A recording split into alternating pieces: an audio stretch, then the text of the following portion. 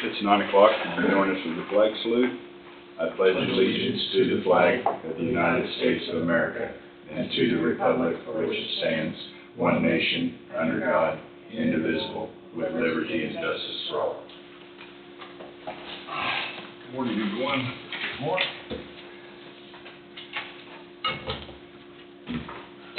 Do I have a motion to, what did I do wrong? Yeah, I'll make a motion to approve the minutes of the Monday, May 12th, 2025, as written. I'll second. Been moved and seconded to, I don't know what's wrong, to approve the minutes. Any further discussion? All in favor say aye. Aye. Motion carries.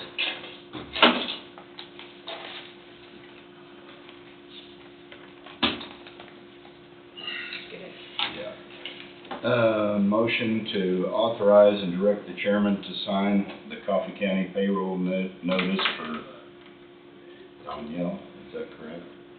Danielle. Cider, Coffee County Jail Corrections 1, new hire, wage classification 30-3, wage $20.47, effective 5/27/25. I'll make that motion. A second. Been moved by McCurry and seconded by Abendroth. Any further discussion? All in favor say aye. Aye. Motion carries. Motion to authorize and direct the chairman to sign the Coffee County payroll notice for Alan Goodell, Coffee County Lake Patrol, a new hire, wage classification 10-1, wage $15.78, effective 5/9/2025. I'll move. Second. Been moved by Thompson and seconded by Barker. Any further discussion? All in favor say aye. Aye. Motion carries. Motion to authorize and direct the chairman to sign the Coffee County payroll notice for Melissa Marquette. How do you pronounce that? Marquette. Coffee County Jail, Corrections 1, new hire, wage classification 30-3, wage $20.47, effective 5/14/2025. I'll move. I'll second. Been moved by Peterson and seconded by McCurry. Any further discussion? All in favor say aye. Aye. Motion carries. Motion to authorize and direct the chairman to sign the Coffee County payroll notice for Ezra Crutchfield, noxious weed, laborer, new hire, wage classification 5-1, wage $15.54, effective 5/19/2025. I'll make that motion. I'll second. Been moved by McCurry and seconded by Peterson. Any further discussion? All in favor say aye. Aye. Motion carries. Moved upon the request of the Coffee County Housing Authority Board to authorize and direct the chairman to sign the real estate mortgage release acknowledging satisfaction in full debt secured by Charles F. Garner and Teresa A. Garner, lots 4, 5, and 5 in Block 4 of Jacobs Creek West, First Edition, Coffee County, Kansas. The volume and page of the mortgage is recorded is book volume M310, page 270 to 271 of the records of the Register of Deeds of Coffee County, Kansas. I'll move. Awesome. Been moved by Thompson and seconded by Peterson. Any further discussion? All in favor say aye. Aye. Motion carries. Moved upon the request of the Coffee County Housing Authority Board to authorize and direct the chairman to sign the real estate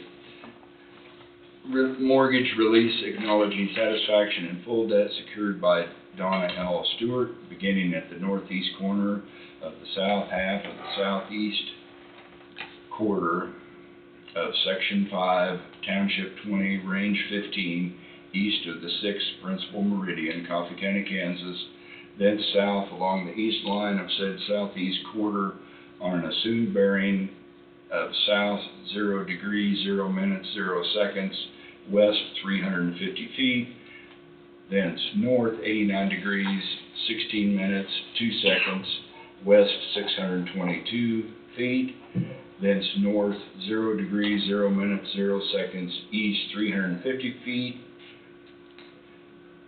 to the north line of said south half of the southeast quarter, thence south 89 degrees 16 minutes 2 seconds, east 622 feet, to the point of beginning.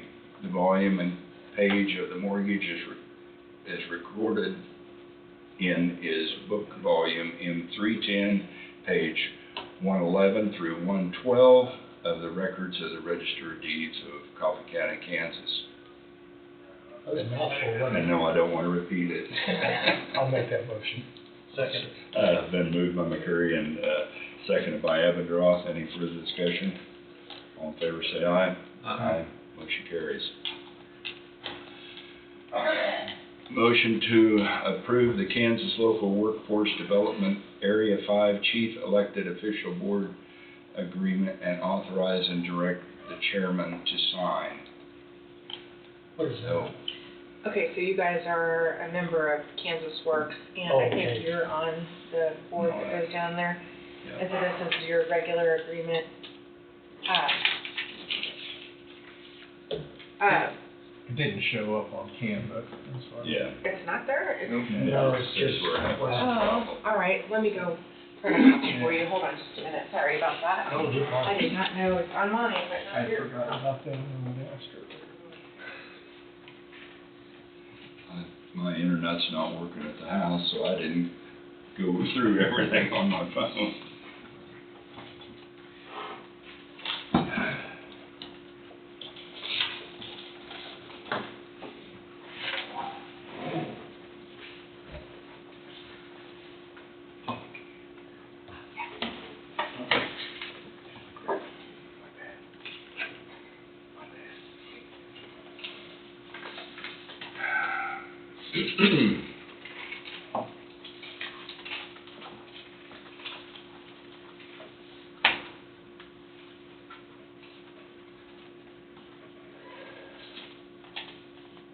You done?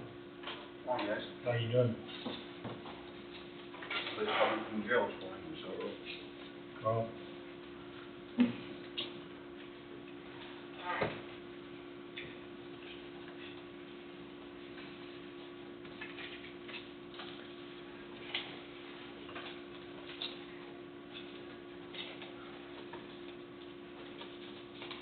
Is this one you're on, Lee? Yeah, right here. For whatever reason, it didn't come up on ours.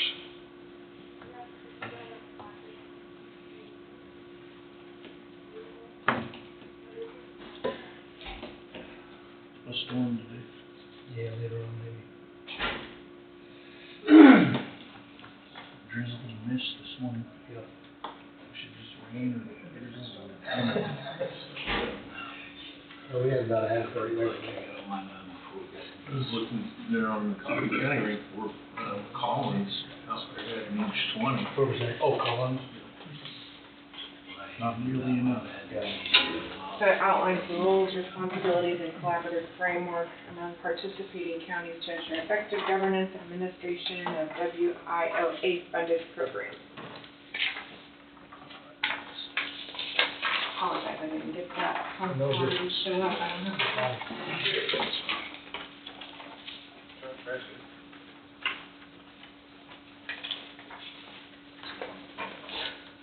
Well, you know, been on there now since I started, and I think they definitely do some good, you know, help with job placement, et cetera. Some training, and help get some things organized for a bunch of people. How much does this cost for us to be in every year? I don't think we pay that many. I think this is all state funded. isn't Yeah, it? it's a state program. Yeah, I don't think it's any. For job placement, you know, when you're an employee, you can go apply at Kansas Works and It's just, we participate with 4 other counties. So, actually, no, I'm incorrect on that. It's 5 regions, and it's 1, 2, 3, I guess all 17 counties in our region, Southeast Kansas, yeah. Southeast Yeah, Kansas. but then, But it's broken up into 5 regions. So we are in a region 5 with Coffee, Greenwood, and Lyon, yeah, and Wade's our representative for region 5. okay. I believe that's correct. Yeah, there's Or is that, that if you wanna see. represent them, don't I, Uh-huh. for those 3 counties? I'll make that motion. I think you asked for a motion. Yes. Second.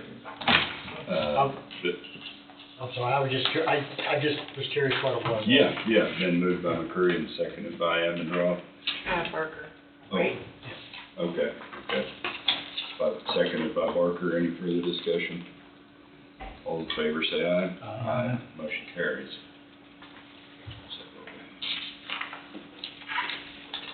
River City gonna be here? I have no idea. I don't see him at this point, so I guess, Sheriff's Office, annex repair? That's gonna change. So I've got that, or the annex repair, I'm sorry, you're right. Pardon me? You're right. So, the west door going into the annex needs to be replaced. It's rusted out at the bottom. It's a metal door. It's rusted out at the bottom. It's been there so long it's now sticking. It's been sticking for a long time. And so the door is actually bowed from you trying to get the door open. So we put some bids to the local company that does the bids before on the doors, and they bid us for $2,970, so less than $3,000. So we were talking amongst ourselves, and River City guys heard us. Said, hey, you're gonna have to replace the door? Yeah. Steel door? Yeah. 3-foot door? Yeah. So we're getting ready to haul some to the landfill from this project. Said our company won't take them back once we, so all the interior doors that may have been put up, they gave us 2 brand new doors. They've got some scuffs on them where somebody's hit them, but we even have the doors now. So we think they're gonna fit. I'd just like your permission to get the company, it's AAA Glass, I think is the company that did it before. Emporia?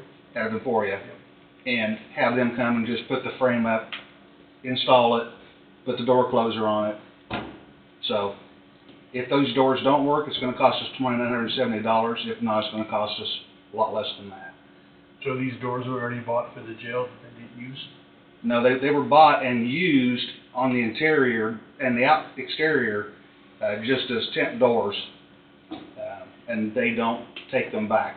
So, Okay. they gave us these 2 doors. Hopefully they'll fit and it'll cost a lot less. But if nothing else, it's $2,970. Okay, So just, it needs to be done. There's no doubt about it, it needs to be done. so it's the same company that bid that's gonna install this door? That's correct. Okay. That's correct. So I just want to let you know that it's, the maximum's gonna be $2,970. Tom, you got somebody local that you could approach to try and keep that local to do door replacement on it? You know, but Emporia's the only place that I know that we had bid on it. We just got the bids, called around and asked for bids.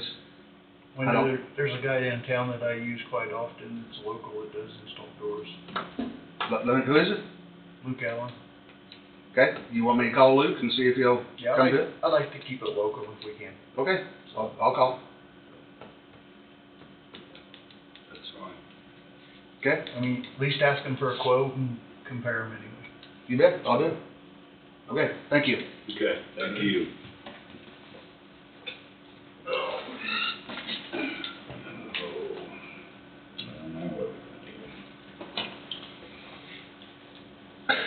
Keep rolling. Well, Wade Bowie's next on the list. See, he just texted me to see if it's gonna be a few minutes late. Okay. Does Heidi need anything? Did you need something, Heidi, or, I'm here for that. pardon me? I'm here for the discussion with Well, you. we've got stuff we can sign. Mike's not Okay. until 12, 1 o'clock, Okay. with the consultant. There's check Carl? out. can give you a quick update of what I've been doing on. Okay. And then primarily here just to see what Wade had.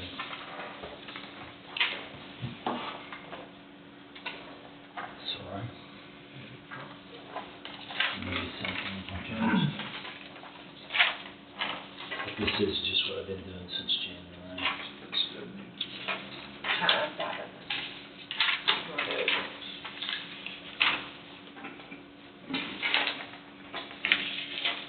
Thank you. I've been working with Mike, also, it's not on there, but Mike Skillman's got a hold of me. And I've been working with Mike on the SNSN for their septic system out there. They're getting ready to put a tank in, and then they'll be putting a lateral field in. Is that what all the digging is the lateral field? Yeah, and they're talking about starting up soon. He didn't say when. He just was, Have they got water out there yet? don't know. But he got a hold of me and we've been trying to expedite it. And they're using a septic system because they're so close to the airport, they can't use a wastewater line. Sure. But Okay. that's the big thing that's been going on. And then working with Heidi and watching what's going on with the beneficial use land application with the two sites. And that's the exciting stuff. The other stuff is pretty ordinary. Have you got with the lady get back with you at, Jacobs Creek? With you? No, I sent an email and I haven't heard back from her. Okay, I'll see if I can get a hold of her and see if I can get some folks up with that. What Todd's talking about a couple of weeks ago, we had someone get a hold of us about trying to clean up Jacobs Creek. Todd passed the information on to me. And what it is, there's avenues within the nuisance law that I can proceed, but I gotta have a filed complaint, signed complaint, and I haven't heard back from her. So there haven't been any complaints out there through all this? Not signed complaints. Oh, we are.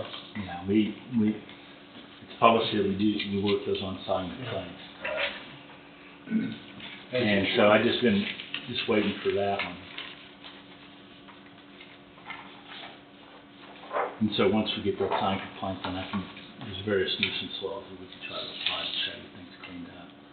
The main one, just like you guys, I think had concern over was the wastewater that there was out there, so I specifically asked, and then where that one's at, so we could go out and look. Yeah. When I spoke to her, it wasn't really verified that there was a wastewater issue, but other people had told her that there was, is the way I understood it. On something like that, I'd take a look regardless if I knew which house it was. Yeah. Yeah. Any other questions? I believe so. Thank you. Thank you.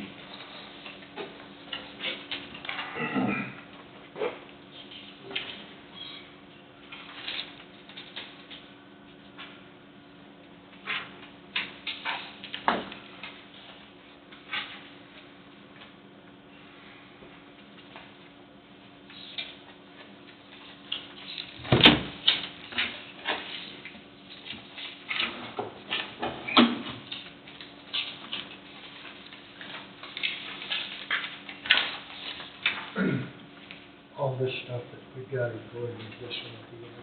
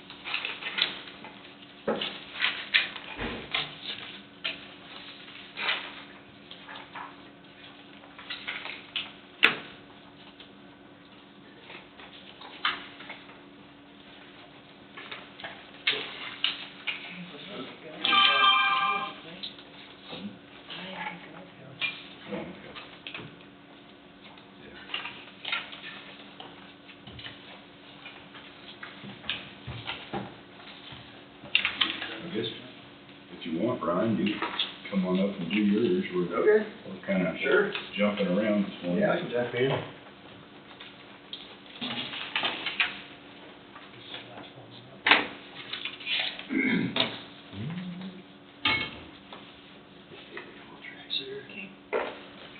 Good morning. Good morning.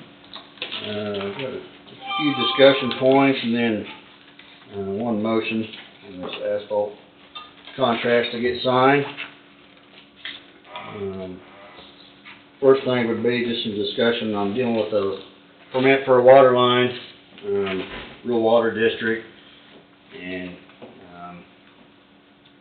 typically water lines we don't allow to run in the right of way. We try to discourage it. Sometimes there's special circumstances that they have to be running the right of way.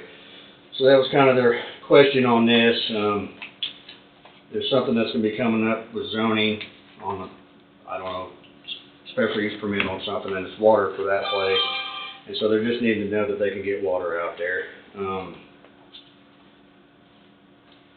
You know, originally I was just gonna wait till I got through the zoning side of it, but they need the verbal okay that, there's no problem with the water line going in.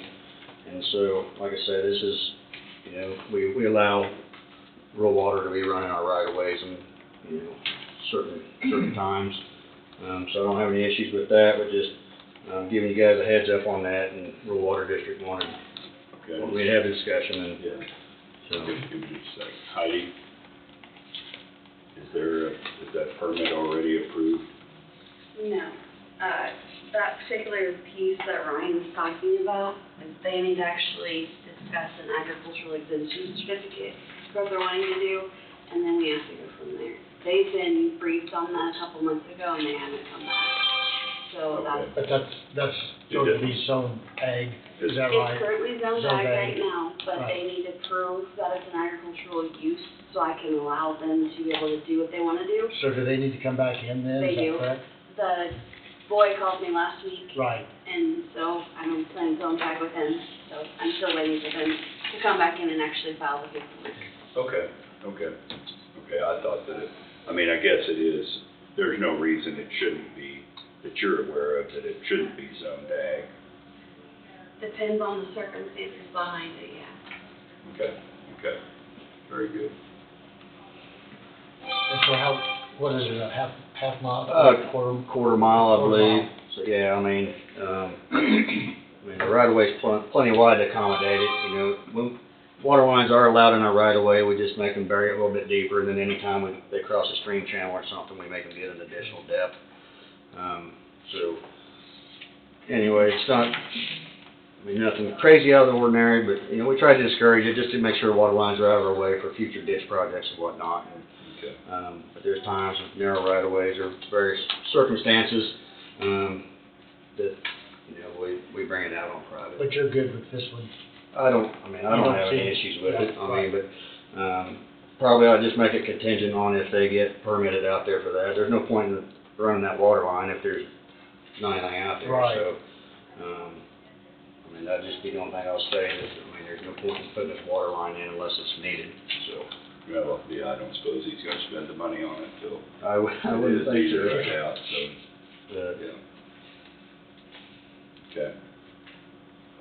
Well, I went and looked, and, went by the other facility that's similar to it. I think it's out of 15th and Zurich is where, It is. looking at potentially putting in a chicken farm or something. Right. Lane, I don't know. I don't know much about it, but something out there. It's similar to the one right south of Waverly on 23rd Road, Bowser. I drove, pardon, Bowser. Bowser, yeah. yeah, I drove by there Sunday, the other facility, and the wind was out of the south, and I crept by there, and I crept by one time, didn't smell anything.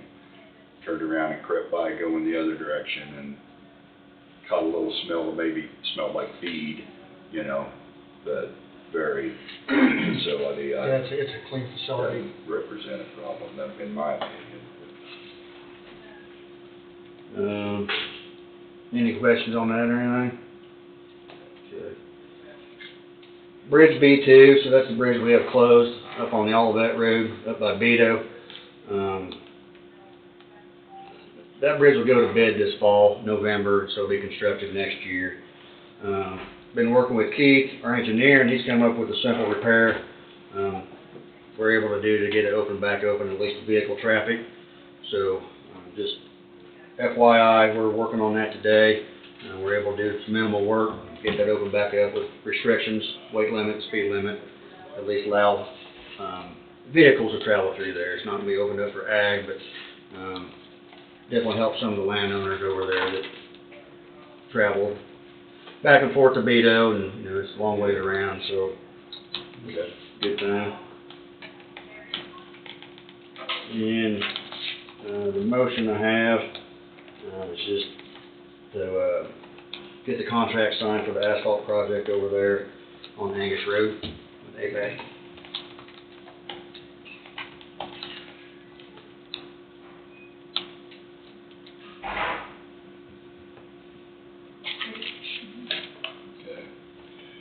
Motion to authorize and direct the chairman to sign the contract documents with APAC Construction for hot mix project number A2501-C. I'll make that motion. Been moved by McCurry and seconded by Barker. Any further discussion? All in favor say aye. Aye. Motion carries. All right, thank you. One more discussion point. We've had a need for an area in the southeast portion of the county, to stockpile materials. You know, we don't have a quarry down in that area.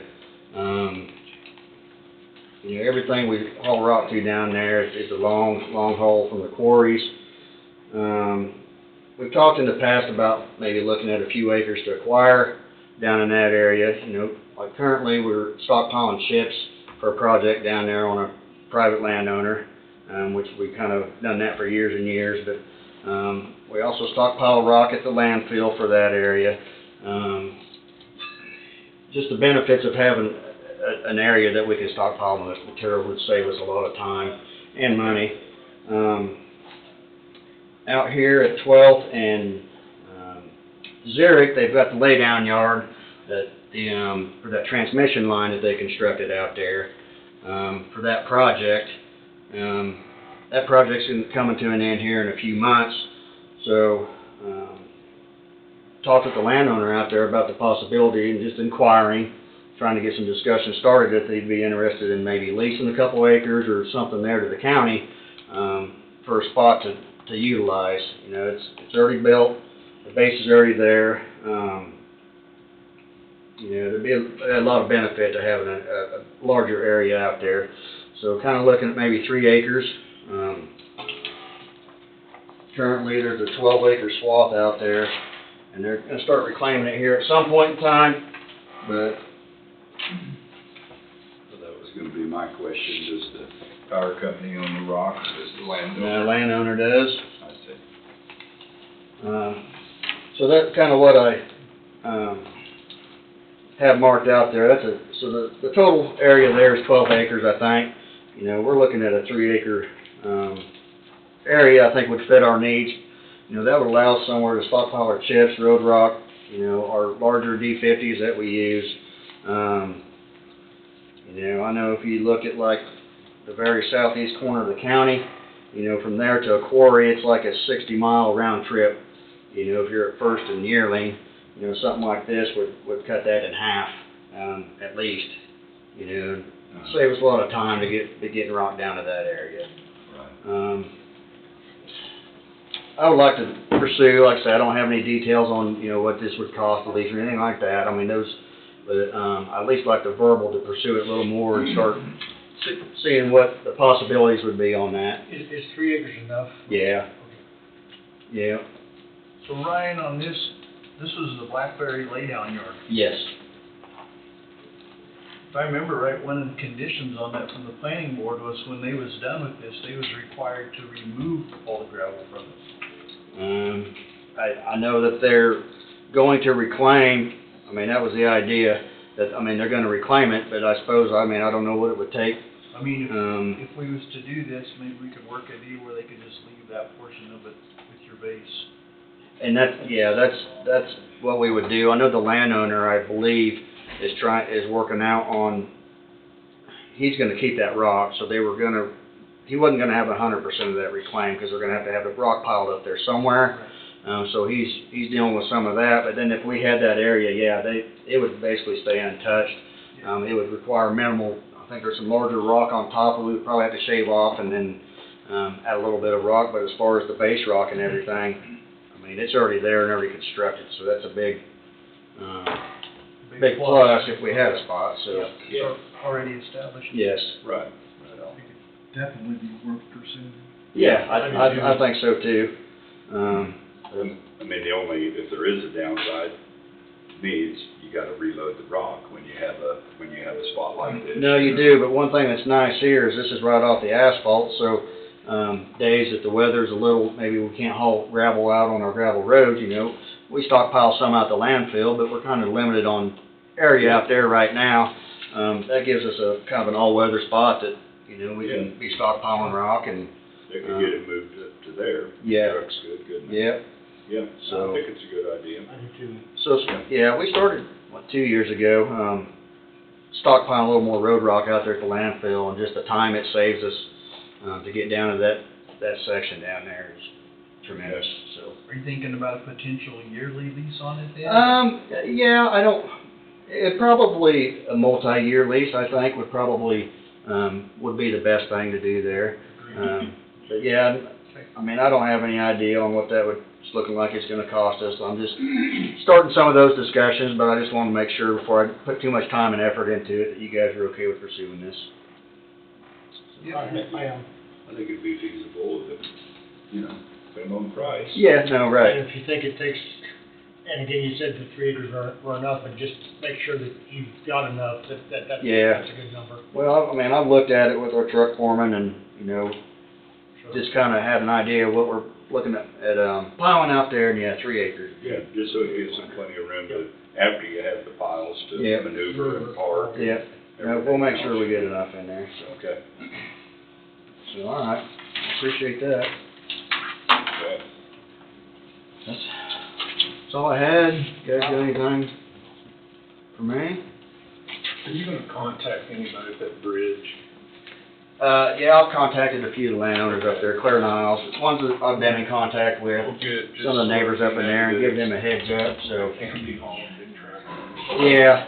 Yeah, and there'll be appropriate signage up there that, at the intersections, we'll say, with the limitations of the bridge, single lane, and the tonnage, I mean, so, but yeah, we can't. Make it narrower. Yeah, it's gonna be reduced down to 1 lane, and, we can't really be having a bunch of heavy ag go over it, or we'll just need to shut it back down again, so that'll be important, but, yeah. All right, appreciate it. Thanks, Ryan. Thank you. Thanks, Ryan. Well, I guess, Adam, we just will hear from you. Guys are ahead of schedule. Sure are. Well, yeah, it's kinda. Moving the schedule around. You adjust the schedule? Well, I won't be too long. No call-outs this weekend. Pretty quiet, nice, beautiful weekend we had. Really all I've got is I'm back with some set numbers on these dump trucks. I got all this finalized there late in the day Friday. So basically it's just price adjustments since the last time we spoke, which was, I believe, a week or 2 ago. We did have the snow and ice truck did go up a little bit more, but the construction dump truck actually went down quite a bit. So we're actually cheaper yet than what I told you guys a couple weeks ago. For the combination. For the combination of the two. And one thing, Angie, that I don't know, Kenny and I didn't quite know how to do this, but originally, these trucks were quoted as 2025 models, but I believe I had some discussion with you guys here a week or so ago that they're actually going to be 2026 models. Okay. And the snow and ice truck is actually 2 years in the works, so that's been encumbered clear back into 2023. So, And that would be the first 2025-37, 289,000, or 238,000. 238, 219.15. So I need to say, the new price of adjustment and model year. Reflects, the year, or the model to actually be a 2026 model, maybe. Kenny and I didn't really know how to word that Friday there, and it was 2026 model. late in the This day. adjustment is due to tariffs. Okay? Yes.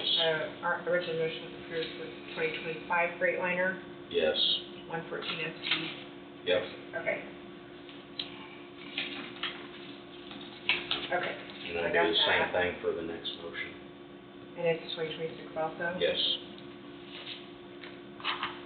And then was it also approved for 2025 Freightliner, 114 SD? so originally, yes. Okay, January of this year. okay. Okay. Motion to accept the new price adjustment, $238,219.15, and also reflects a 2026 model. This adjustment is due to tariffs. Original motion was approved for a 2025 Freightliner 114 SD on 5/6/24. I'll make that motion. Second it. Been moved by McCurry and seconded by Avondroth. Any further discussion? All those in favor say aye. Motion carries. Motion to accept the new price adjustment of $195,785.77 and also reflects a 2026 model. This adjustment is due to tariffs. Original motion was approved for a 2025 Freightliner 114 SD on 1/6/2025. I'll move. I'll second. Been moved by Thompson and seconded by Peterson. Any further discussion? All in favor say aye. Aye. Motion carries. All right, thank you. The only other thing I'd like to say on that is those two cab and chassis are now in Henderson's possession, so those are the numbers. Henderson has paid Premier Truck for the two cabs and chassis, and when I was on the phone with Cole Friday, Kenny and I were on the phone with him, I asked him numerous times that, I don't want to keep going through this, those numbers are solid, and I did ask him a couple times to make sure that they weren't going to have any metal price changes, and he assured me these were the numbers, So when's the delivery date, projected for this? I've got a pre-build meeting set up. Craig and the driver of the snow and ice truck are gonna go over Wednesday to Fulton. Go through, the driver is gonna set up the cab configuration the way he would like it. And then Craig's gonna go over the pre-build and the hydraulics and all that stuff. So hopefully I'll know a little bit more once they get started on the truck, which should be this week or first part of next to get started. So Very good. I'll find out some more information. When I get it, I'll relay it on. Sounds good. Okay. You guys have anything for me? I believe so. All right. Well, thank you guys. Thank you. Have a good day. You too. See you, everyone. See you guys. Have a good one.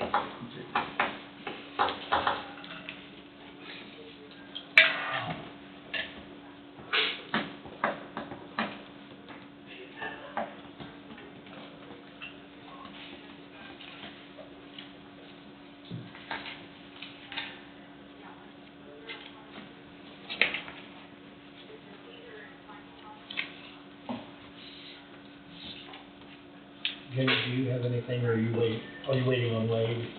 Yeah, I was kind of waiting, and depending on what you wanted to talk about, I had some stuff about the site, in case you had questions.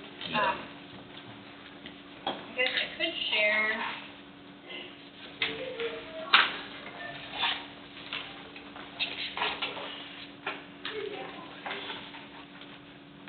I did have some information about the Public Works and Water Agreement, if you wanted me to give you that information. Yep. Um, Fine. Sure, that, I have had it with me in case we had a minute. This is just kind of a summary. It's a PWEAA grant. It's the one I was maybe looking at for out by the airport at 20th Road that could fund that water project. I'm still waiting to hear back from Rural Water District 3 on like a rough estimate of what that project would cost. But I've been talking to our local rep from EDA to see if we would even qualify for this funding. So I figured I would go ahead and give you guys a summary of what it is. So it's a federal EDA grant, but it does provide funding. It says to communities experiencing economic distress to invest in projects that support long-term economic development, job creation, and private investment. Where the economic stress piece could come in is if we're talking about, like I know over in Lyon County with some of their industrial jobs closing and some things they've had, that would, I think, be close enough to we could be considered for that economic distress piece. And then it does include, it could fund water or infrastructure projects. So that one, typical grants range from about $600,000 up to $5 million for that. So I thought I would just give you guys that information, if at some point that's something we're interested in pursuing. Hopefully that works. Yeah. Yeah. So, waiting to hear back, if that, kind of that rough estimate of that project cost, and then I'll present that to you guys, and then see if it matches up with this funding, if that's something we want to apply for. So, that's all. I just thought I would go ahead and give you guys that information as we're thinking about moving forward on some of these infrastructure projects. So, Yeah. if you guys had any questions on that, or I'll just give that to you to review. Sure. Okay. Yeah, that's all I had. Thank you. Okay, thank you.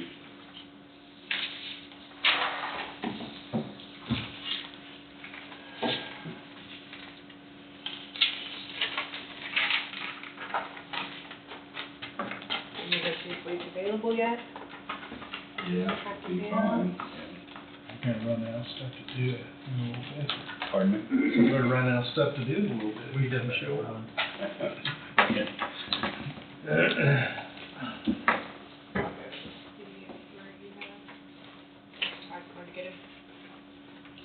Yeah, we can take a break if we want to.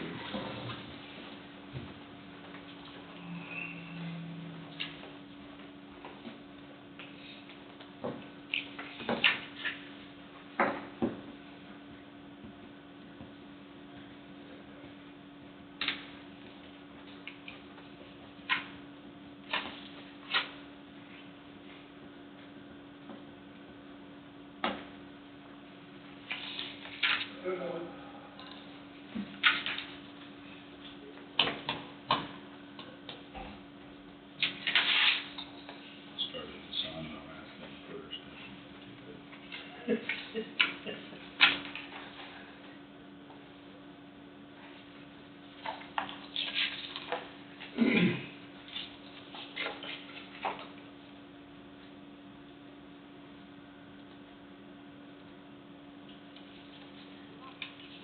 Have you heard anything from SSM as far as their preliminary? He hasn't made it back yet, so he's probably a break. Have not. I know the road construction project some going out signing there, to I do talked to still Stephen, anyway, so and you're not see if done any yet. of you guys, like that's, moving forward. I haven't heard anything specific from SSM on like, opening date or anything like that. They actually told me it's about the beginning of June, the building will be done, is what they told me, in my permit. I'm sorry, Heidi, I couldn't. About the hear you. beginning of June is when SSM plans to have their building built out there, so they had told me a couple of months ago, when I called them to follow up on their permit. Is that with equipment moved in, or does that still entail equipment, or I do not I know was that just part. curious. I They don't. didn't build anyhow. huh? Yeah. I think it's just the Have a lot building. of equipment to move. Yeah, they do. That should be a good building. Yeah. I can can try to follow up and let you guys know if I hear of a more firm date. That'd be great. So do we wanna take a break, guys? Let's do. Okay. Well, let's come back at 9:56 in 10 minutes.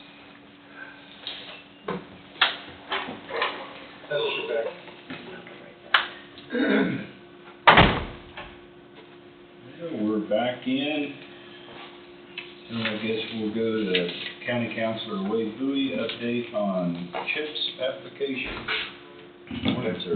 Good morning.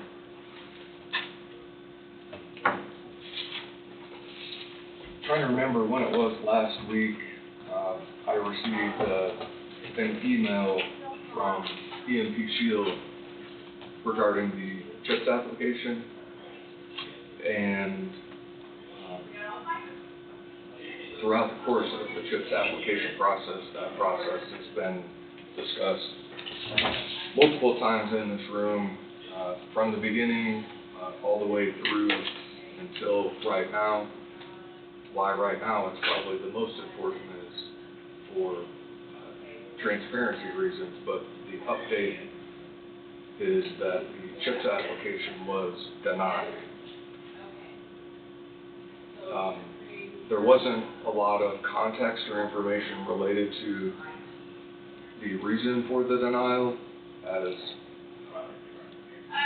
everybody on this board is aware, and the decision makers from prior administrations.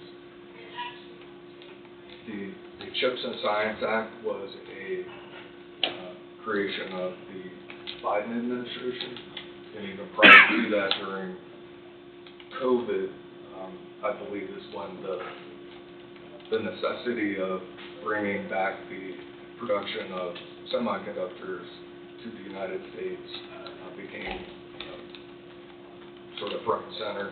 There were supply chain issues and multiple other reasons. That initiative still continues today. For whatever reason, the steam that the local CHIPS initiative gained, at least initially, I don't think all was lost, but the transition between the Biden and Trump administrations obviously created some obstacles, I guess is the way to put it, and that likely resulted in the denial.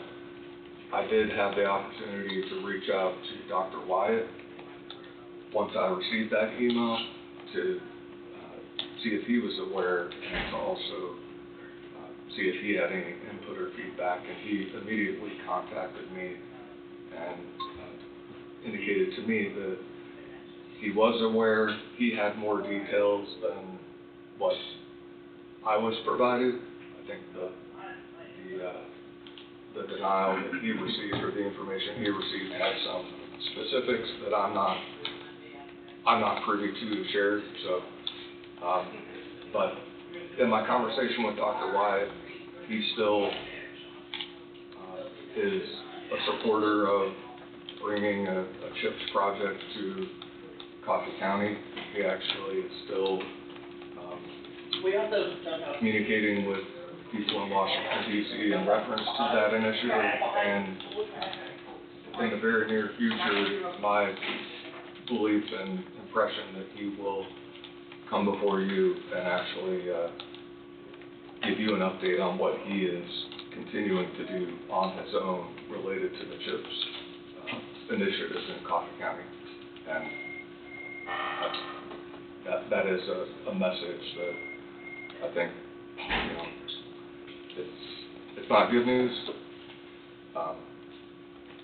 but in the spirit of transparency, ripping the Band-Aid off and getting it out there is what needed to happen, and that's what the update is. So it's not necessarily what anybody wanted to hear. I guess some will say that's what we expected. You know, what I can say from what I've been involved in from the beginning, this project made the final cut, and if decisions hadn't been made in reference to property or moving forward, then the project would not have been even considered at the end. I know that's not really saying much other than that this project was considered. Moving forward, I think you have some decisions to make regarding especially the property up near Vito. Plan B, from what I understand, has always been to consider moving forward making an industrial park up at that particular site and location. I've actually talked with Jenny about that. I think there are some opportunities available and some potential interest from the outside if you had a ready-made site for somebody to come actually look at, see the infrastructures there, and then to plant their flag. So I don't know if there are any questions, anything that you want to know. I know it's sort of it is what it is. It's my understanding that, well, I'll leave it at that, and then if you don't have any questions for me, I would invite Jenny to come up and talk about, from her perspective, what she's looked at, the opportunities that are available for creating a shovel-ready industrial site complex for the county to have as a selling point to industries. The location, from what I'm told, and Jenny can correct me if I'm wrong, I've been told by multiple people, it's located in an ideal location with the hub between Kansas City and Wichita, as well as Topeka, and moving south, I-35 and Highway 75, and it has the opportunity to attract some tenants if the county were wanting to move in that direction.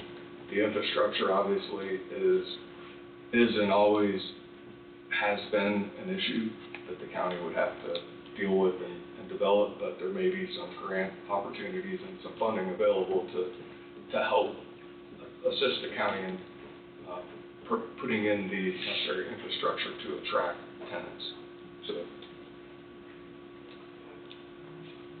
So I'll pass it on to Jenny from there. Yeah, so I don't know if you guys had any questions that I may be able to answer or research for you. Again, I'm still kind of learning all of the pieces of this. I did go ahead and print out the information I had if you guys want it. This is kind of the plot that was left in my office for the industrial park, and it's got information about the site, so you guys could have that. I don't know, some of you may not have been here previously when those discussions happened, so I wanted to make sure you had all the information Thank you. about the site. Angie, I don't know if you wanted one of these. Okay. Go ahead. So that's just in the interest of giving you all the information that I have. Wade, I think, I made a bunch of copies, I think you did this before. So that's kind of what we got. As far as I know, this is the latest kind of map and how we were looking at splitting up the lots on that. And again, Wade, correct me if I'm wrong on any of this, but so that's kind of what we were looking at. We've got some information, you know, you can see utilities details, but obviously if it's something we're interested in moving forward in developing, I could do some more research. I think we've got some water studies and stuff that have been going on out that way. Because obviously that would be something we'd have to look at, is getting utilities out there.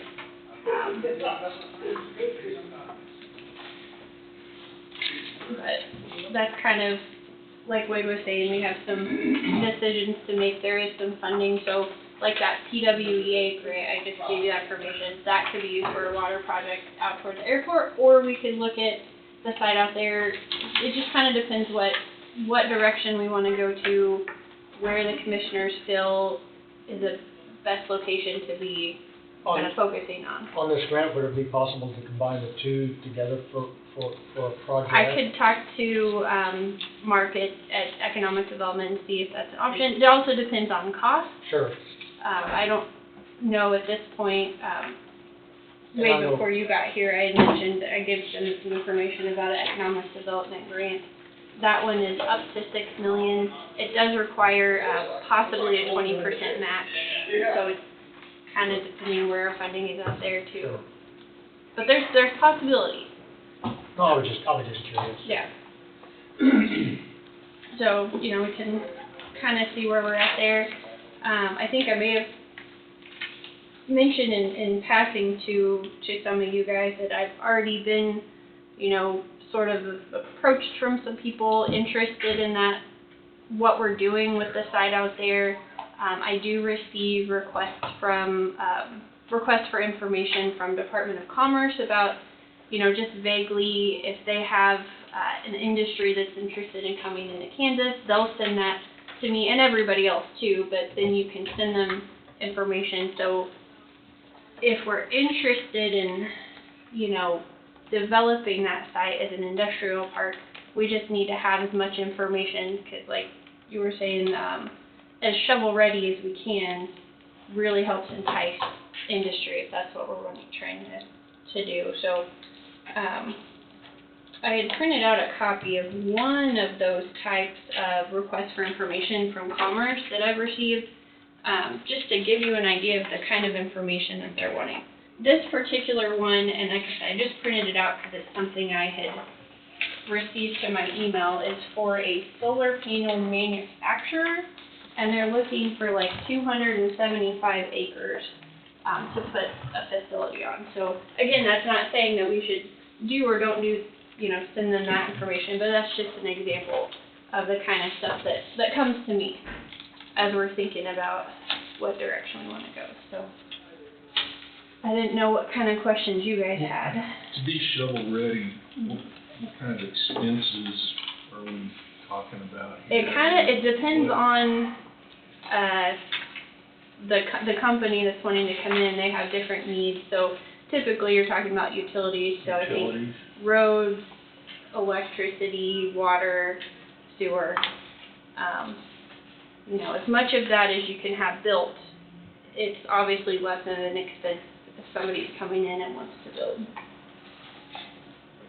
And there's a mechanism to do that so it doesn't end up on the shoulders of the taxpayers through the Public Building Commission or an industrial, you create an industrial district and then they can issue debt on their own and they get paid back through special assessments that are levied on the property as it's sold. So the idea and concept all along has been to not burden the taxpayers of Coffee County with paying for this infrastructure, and that's an available option. It just depends on what you want to do and what you want it to look like moving forward.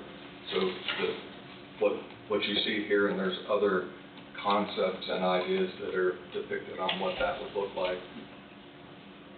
Later on down the road, I think the county's responsibility would end up being to maintain the roads and keep up with that particular infrastructure, but to build the infrastructure internally to support whatever that industry is where, in the beginning, the lion's share of the cost is. And it's not a small endeavor, but if you do it right to begin with, then you likely will attract some names that will come in and help pay for the infrastructure, as well as potentially plant their flag, create new jobs, and get on the tax rolls to provide additional property tax income.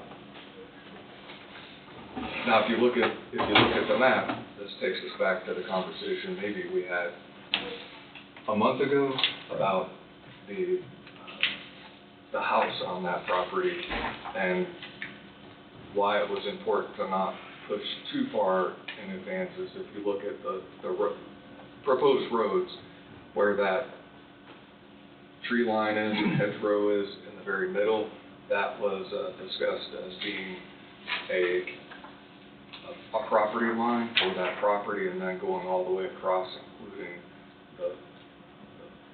the pond, the lake, whatever you want to call it, going all the way to the west road line. That's something you had discussed in making that house that full property. So things would need to shift according to what this outline looks like, which isn't that big of a deal. And then you see lot 1 and lot 2 on this proposed map, and having the northern boundary above where the property line would be for the residential property, in consideration for either phase 1 or phase 2 of an industrial site. And I don't know what that looks like, but these are all concepts. Right. And I just want you to be thinking, whatever you do with that residence, you'll need to think about the future and what that looks like for somebody who's potentially gonna own it, and do they want an industrial park in their backyard, and what's that gonna look like moving forward? And these are all things I don't know. One of the huge dominoes to fall right now, where that denial is now known. We've been sort of in a holding pattern and taking a wait-and-see approach, but that's, I guess I'll leave it at that. Wade, you said Dr. Wyatt is still working on bringing a project to Coffee County. How soon would we know anything from him? He tentatively, so in my conversation with Dr. Wyatt, we talked for 30 or 45 minutes. He indicated that he has, I don't want to say momentum, but he has some people who are listening to him that are within the right channels. And I indicated to him, well, this is going to be brought up Monday, and if you have something to bring to the commissioners, well, one, would he either appear by Zoom or appear in person? And he said, I would fly to Kansas and I will come in and present to the commissioners. And I said, not only for the commissioners, but for the public as well. He said he's booked up through the end of the month, but on June 2nd, it's anticipated he would be here in person to provide an update on what he's doing. And mind you, Dr. Wyatt, at this point, now that this is a denial, it's my understanding and impression that he's doing this on his own dime, in his own initiative, because he's a firm believer in the opportunity that this area and this project presents to, not only for national security reasons, but to Kansas and to the country at large. And that's my impression from talking with him. But he would be in a better position to talk about what he's doing, why he's doing it, and why he still feels like moving forward is in the best interest of the project.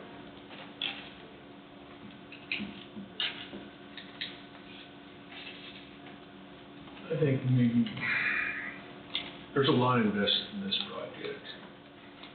And I think maybe giving him some time, but not letting it drag out forever, might be worthy on it, and then have Jenny proceed with industrial avenues on it might be something that we should look at. 'Cause we need to somehow recall the money that's been put out there. Right.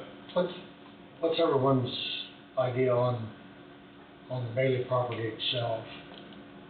On the house, you mean? Yeah, the house and what property needs to be, Offered? offered. I'm all for splitting it up and figuring out a plat for it. And get, I guess, go ahead. no, I was just, I think I think something needs to be plotted out there that we have a defined area for a possible sale. For future even planning the industry. Yeah, Yeah. because whoever buys that property needs to know what the setbacks are, what property is involved, even if we have to go from the tree line west to Road even. to the road. Yeah. I don't know that we're, just my opinion, that going all the way to the west road is necessary. I mean, we're gonna have this house, and then it's gonna be divided by this draw, Draw, or creek, right. whatever you wanna call it, and they're gonna have property on the other side. I don't know if it would be feasible to go just west of that draw, and that be our, with those trees with that, with the house, and leave that lot number 1 intact there. Or, I mean, and as you stated there a little bit ago, I don't know if we wanna go clear to that tree line to the east, or, I mean, to me, where the east boundary is now, that blue line east of the drive is pretty close to that driveway there. But maybe, If you go to the west there alongside of that pond and just drop it down to 50 highway and yeah, make a square there, keep that corner over there. yeah, I mean, a person sure could. I would think if somebody was interested in it, they would probably, if everything's gonna be industrial, going to the hedgerow and having that as a buffer from it might be handy for them and be appreciative. Yeah, it's not Instead of that having far. Instead of having a road between you and that, putting the road on the other side of the hedgerow would help a little bit with noise and distraction. That's my thoughts on that. Right. Yeah, I know one person or one group showed interest in buying all the frontage all the way along there, and I guess I'm not in favor of doing that. You know, all the way to this other landowner to the east there. I think whether it's the hedgerow or somewhere between there and the driveway, I think, in my opinion, we'd already saved the rest of this Yeah, I just, this Highway 50 frontage. I guess I was just looking at the hedgerow to keep some distance from that house to a project on that side, but that, it's It's a natural buffer. It's a natural And buffer. a natural buffer there. And then to go to the west side, maybe include that, right west of the pond, it looks like there's a draw with trees there, Yeah. something like that, but I just think it, Yeah, and like, you know, Mike said either we could go to those trees and then just go west of that and go south keep to this the line line. just come down. And, you know, that'd leave us with that little pocket there. I don't know if on the east side of that draw, or whether we kinda go west, just west of the draw and include that with the house sale. That would give them a tree line and a buffer that they knew they had.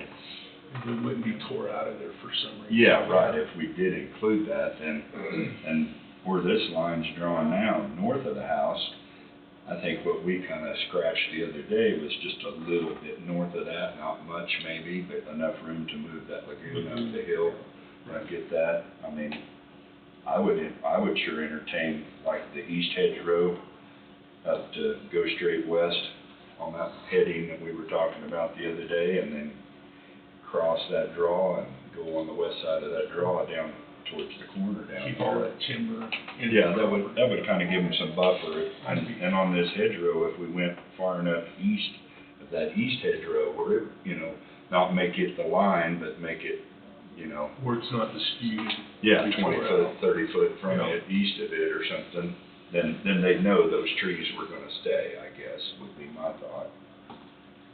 And that would make it an attractive, obviously, I'm not gonna buy it, but it would make it an attractive, purchase for whoever could afford something like that. And that And that- would leave enough room where somebody could plant some cedars or something on the north side there, or some fast growing trees if they wanted to, and make them a little bit more of a buffer there.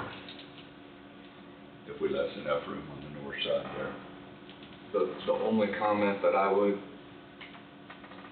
make is, I know CFS Saban had put these designs and renderings together. You can check, either I can check or Jenny can check with him to see if there was some sort of reason why it was laid out that way, and it may be just to fill the space, but it may not be an issue. I think he's already got this laid out, and if you look at the last several documents, there may be a specific reason why it's laid out this way, but I don't know that. I just think it might be beneficial to talk to safety. Yeah. I Oh, agree. absolutely, yeah, we want all the input But we can get, make an intelligent But the decision. ballgame's kind of changed now. Sure. Yes. And I think, just what I gather, that Dr. Wyatt's hopeful because maybe have some channels that he can pursue with the other administration. So, hopefully maybe still getting money, but I don't think all that money's been distributed yet, has it, Wade? I think they've disbanded the group that was created under the Biden administration and created a new name for the group, and Saban mentioned that name last week. Yeah.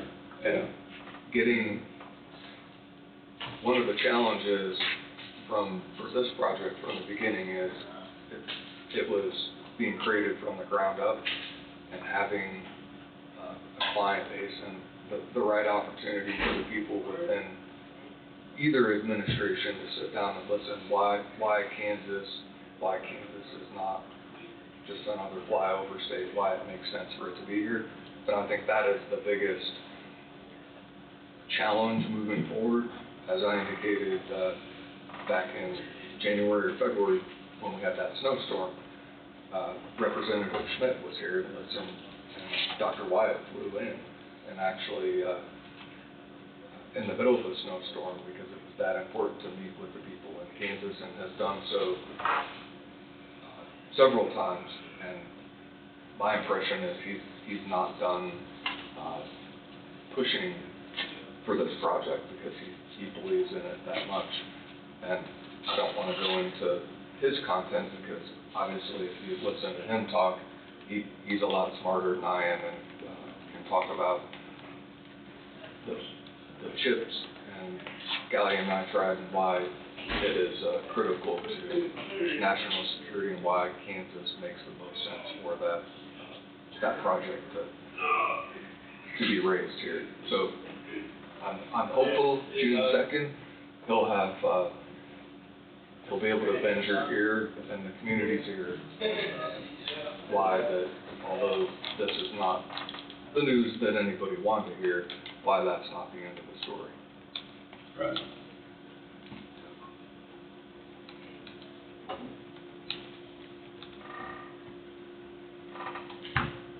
Do you guys have any other questions from me? Do we have an update this week for you, Carl, on the water study that's going on out there? Stephen was here last week. I don't think anything's changed from that. Okay. Not as far as I know, I haven't heard any other updates. And I don't know what everyone else's thoughts are. I visited with Jenny about this a little bit this morning. And, we own 900 acres at the airport too, that obviously we don't want to, in my mind, we don't want to do anything that would hinder any kind of an expansion. She said it might be a possible runway expansion that had been proposed at one point. No, we don't want to do anything to get in the road of anything, but we do have property on the east side over there, and maybe more on the south end too. I don't know how far a runway expansion. Right. Rhonda showed me maps. I think at one point there had been discussion about expanding the runway at the airport, which if that's something you're interested in, I can provide you that. I wasn't here, so I don't know what the discussion was like at that point. But like you said, there is, I've also heard talk of potential, other industry could go there too, as long as it doesn't impede on. Right, and I'm, just an option that, because I think one of these, they were looking for land, if there was land was available, well, we want to try to utilize, whether it's the Bailey property or some of that we've already got, and I don't know that you need to do any preparations on that till we have some interest, but you know, just something in the back of our mind that we do have property there that, could have a enhanced value, possibly. So with the 20th Road, with the frontage road going to 20th, I mean, the possibility does exist. We could take some of that property on the east side of that road and make it site build ready. I mean, the water's there, Right. the sewer's there, the road's there. I mean, that would be so much easier and simpler to do than this. This is preliminary. Mhm. I agree this needs dealt with, but as far as the shortcomings, that is a viable option for us to make that ready to build on now. Yeah, if we don't need if they don't need a Extension for the huge runway. amount of acreage or something, you Right. know, because like you say, that's the idea there, is to promote that too. And that would be our cheapest and easiest thing to develop at this moment. Right. Right. And I don't think it has to be necessarily either or, but like you said, there's more infrastructure already out by the airport. Yeah, And it right would, by the highway. Well, with the power And and the the airport. ground there, Yeah. it would be a lot easier to work on than what is at Bailey Place. I'm just curious on this, that you handed out, Agreed. sort of thing. How serious are they? I mean, did this come from the Kansas Department? Yeah, so that came Commerce? from the Department of Commerce, and they send those out, Send it so, to the- okay. yeah, so somebody has reached out to them from that company. So and this said- is a generic, I mean, they send it out to all? Yeah, they send it out to everybody. That was just kind of I wanted to give an example Sure. of the Yeah. kind of a request that I'm getting. So as much information as we already have that we can have ready, makes it easier for me if we do want to respond to anything. Sure. That's kind of what I was getting at. That's similar to several years back, there was a request for battery plants. or Right. something like that. Right. Yeah, that was, Obviously, two that didn't go through. or 3 years ago, I think. Yeah. There was, when I started to run and stuff, there's thought, somebody was interested in a cold storage facility there. Is that still around your office, or? I'm not sure I could find that information. You said out at, near the airport or? No, at the Bailey Place. Oh, okay. And One of the food facilities was wanting like a cold storage facility there, or that idea was kicked around. I think that was looked at on the west side of that yeah, property. that's Yeah. what I was Lincoln gonna Okay. say, Place, was yeah. that I think that was around the west side here, Yeah, was the initial thought. right. Of course, we were still We were still. on this other side with all involved there, but we've got an excellent location, I-35 and 75. Oh, it's great. And I don't know, the Osage County, they put grants in for this, rail deal, and I don't know whether, you know, anything's ever gonna materialize there or not yet. Have you reached out and talked with their economic development? Yes, Colleen Mendoza and I are planning to meet the end of this month, maybe this week or next. I have to look at my calendar, but we do have scheduled time to meet. And that's some of the questions that I was gonna talk to her about is what projects had we been working on? I know I think I saw a file you were talking about the rail project, that they're working on, so, Yeah, the intermodal mhm. yard, and, you know, if we could get, that would have to go in, that's gonna make this Well, property. that would really tag on companies that we want something there. Yeah, Right, from that. right. Mhm. to be able to shuttle stuff over there. Right. And, you know, I don't know if there's anything we can do to help them with that plan. Yeah. See I'll if talk you to can her. reach out, we Yeah, can work together with them on that, instead of working separately. right.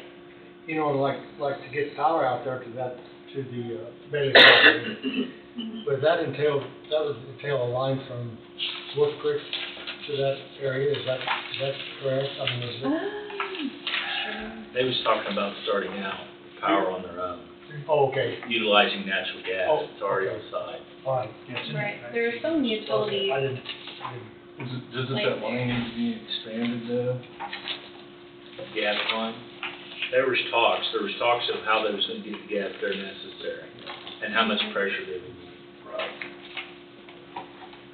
We're not Right, I far think from that the was- compressor station, so I think. Right, I mean, It's but feasible. Dr. Wyatt, Saban was part of those conversations, and so is Burns and Mac, on those, you know, what it would need to be, where it would need to be. So we got some preliminary data out that just needs to be utilized.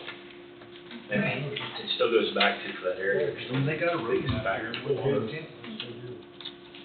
yeah, from what I understand with the, application for federal funding, that was gonna be the biggest and most expensive cost was the water Versus water. infrastructure. And speaking of that, we talked earlier about the airport with increasing water there. And Carl, you mentioned that at SSM, they're using septic with laterals. Right now, everything is designed, everything's being designed for just what the employees would need, it's not the processed water.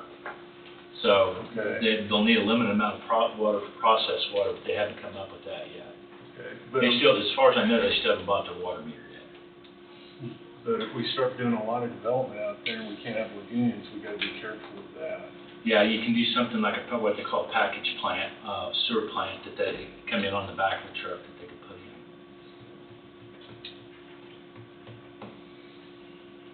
But we'd have to be careful with that and coordinate that with Darren out there on. On the airport. Right, Yeah. he's been really easy to talk to about doing that and any work that we would need out there. Right. Then the other question I had, with the expansion of the airport, is there a need for that, or we're gonna try to bring a hub in, or? I am not sure, I hadn't been part of that conversation, but I can talk to them about it. You know what, anything about it? I don't. I know there's always been scuttlebutt around. I know, I mean, they probably wanna bring bigger jets in for Wolf Creek, but I mean, if there's a need for it, or it could be economic, that'd be great, but just to build more runway for the helipad runway. I mean, that was part of the need for the water study, was to see what Coffee 3 needed, Public 12 needed, Public Cool Sub 12 could do, and I don't know if the city of Burlington's furnished the data yet to the study or not. Because you've got things involved like acquiring more water rights or securing more water marketing contract, more water rights on the Mediterranean. I mean, so there's those talks that have to be done. Sure. As far as going back to what we'd done with the Bailey side, we had everything ready to go as far as for the water need. And Dr. White even ironed out a plan with the Public Cool Sub 12 on how to get the first part of the plant built. And then the second plant would be on the people too. So, I mean, I was talking about dual train. Because Hotel 12 has the water, they just didn't have the facility. Yeah, they don't have the facilities. They have water. The Melbourne Basin has water. Whereas It's much more ample than Neosho. Right, Neosho, it's tight though. Kansas Water Office, when I tell you what's available, they Right. just say resources are very limited. But that's the importance of the study that you guys, Yeah, yeah, that you signed up with Saban, that's to give us, it's another piece to the puzzle. right. Very good. Was the airport runway not expanded within the last 5 years? I thought there was a project that was expanded and that was paid for with federal grant money. it was. They did that turnaround or whatever at the north end. Did they make it longer? I can't remember. I thought it was expanded. So my anticipation would be if the runway is expanded, there would be access to additional federal money, depending on what the purpose of that grant is. I mean, I know it's been done once, because I remember that within the last 5 years. Okay. They might have had something with taxiway or something. Yeah. Yeah. I know they did some resurface. Yeah, I knew they resurfaced it. Maybe that's what it was, but there were grants that paid for that, and it wasn't paid for out of taxpayer money. And that was my, Yeah, I knew they built that loop on the north end down there. Well, that's just like all the concrete that they did, at the hangars, that was all, Yeah, on the west side. On the west side, yeah. Yeah, that was pretty recent, actually. Yeah. That's been grant the money. last 2 years, Yeah. I think, 'cause they were doing that when I got on the board, I Yes, sir. think, or shortly thereafter. And that wasn't taxpayer money. Well, it's taxpayer money, but it it's wasn't local taxpayer money. Yeah. not part of a mill levy. It's all taxpayer. It all comes from somewhere, doesn't it? It does, it does. No such thing as a free lunch. No, it's not. It's not.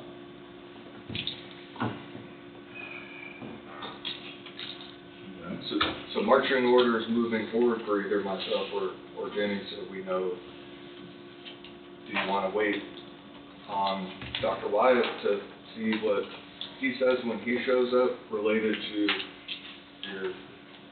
your color diagram? Do you want to get maybe, some information through Saban to know if there's, if you change or modify this, does that disrupt sort of what? I'd say yes, yes. I'd All say of yes, those would be great, because I think yeah. Saban's gotta be involved, Yeah. he's gotta be involved to make sure that we're not screwing something up for Right, us or him or them. Okay. yeah. So I kind of drew on the map what you guys were talking about, so I'll reach out to Saban and see if there's any, Rhyme or reason for the yeah, lots. of why it was drawn that way and go from there. Definitely wanna know St. Carl's like. Yeah, we do. Yeah. I mean, Oh, we do. I know. Charles. There's not much up here, there isn't, is there? I disagree. And I think we'll see what the water study says and kind of see what that, puts out for us, but I'll also keep moving forward with the airport area and see what the water's costing out there too. So we'll get some more information and we'll, I mean, even with the airport, if we had build-ready sites in smaller segments, I mean, not everyone's gonna come in and ask for 275 Right. acres. No, you're right. And No. I would like to see smaller applicable areas available. I mean, someone may come in and want 10 acres for, yes, that's correct. and 275 acres is a big facility. I think they'd have a problem with the labor market, finding enough help for a facility Right. that big. And that's why I said, that's just an example of something I had been sent, but there's also potential for industry, like you said, that's more of I 10 or think- 20 acres or smaller I think plots. that's what we need to aim for also to start with. Have 15, 20 employees to start out with. They're still viable businesses. Yeah, most definitely. So, but they have to have some place to go. That's the holdup. Yeah. So, we need to make it accessible to have them come in here and grow. All right. Is there anything else you guys needed from me today? Okay, I'll keep gathering information. Good. Good. Good. Thank you guys. Thank you very much.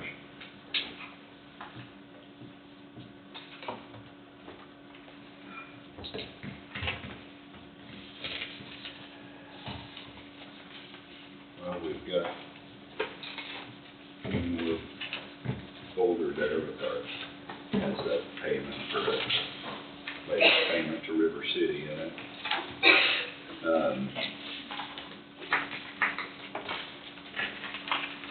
Wade was just talking that, Dr. Wyatt might be here June 2nd, which that's great, the sooner the better. I'm not gonna be able to be here June 2nd. And,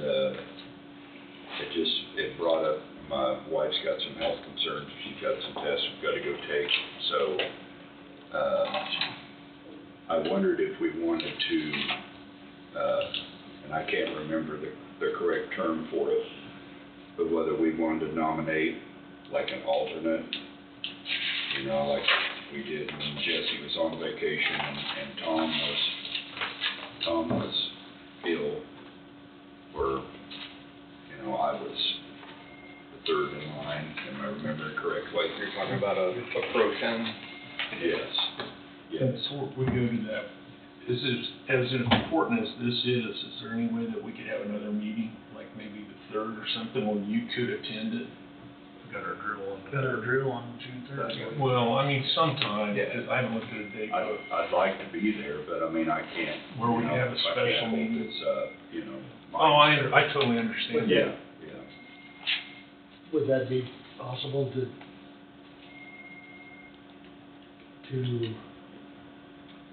I'm not, I think it will be a general update and thoughts and ideas on moving forward, what Dr. Wyatt's plan is.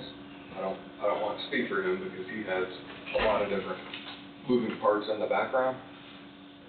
If you have the opportunity to go back and watch the meeting, get caught up to speed that way, because if he's here in person, and he covers a lot of material in a short period of time, and he moves fast, he'll likely have a PowerPoint. that PowerPoint will likely be available, and I would imagine that date, there's not gonna be any request for any action, but, somewhere in the future, he may come and then there may be action requested.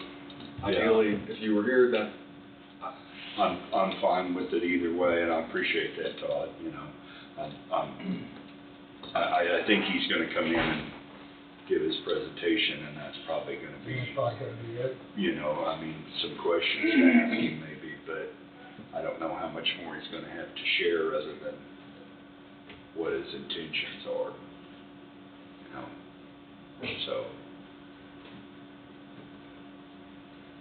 And that was my only thought, that I didn't know whether that's something we wanna put in place, that I'm gone and Steve turns up sick that day. Do we wanna have that choice made? Is that something the board would like to do, or, you know, that still leaves 3 people here and it leaves a quorum. And, you know, if we just will go ahead and have a meeting unless there's some, you know, and if there's some major issue that day, then you can table that issue and do it later, you know.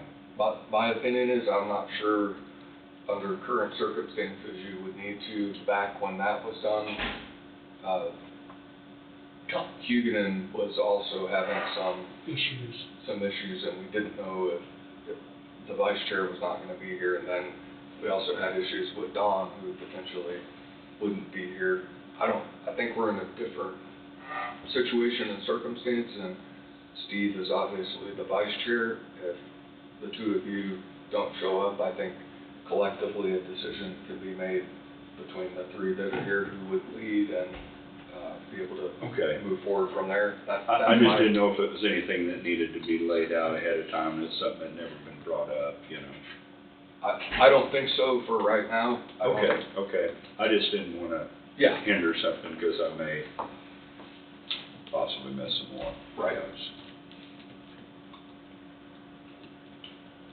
Just imagine all the commissions out there that only have 3 members, and how much the wheels come to a screeching halt if 2 aren't present.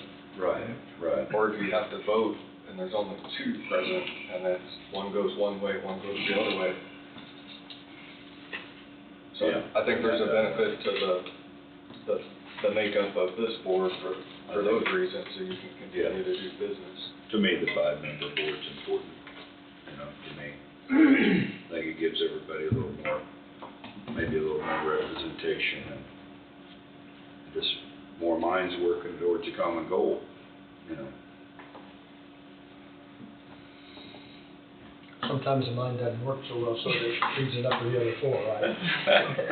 It is in my case. Yeah, me too. I will abstain.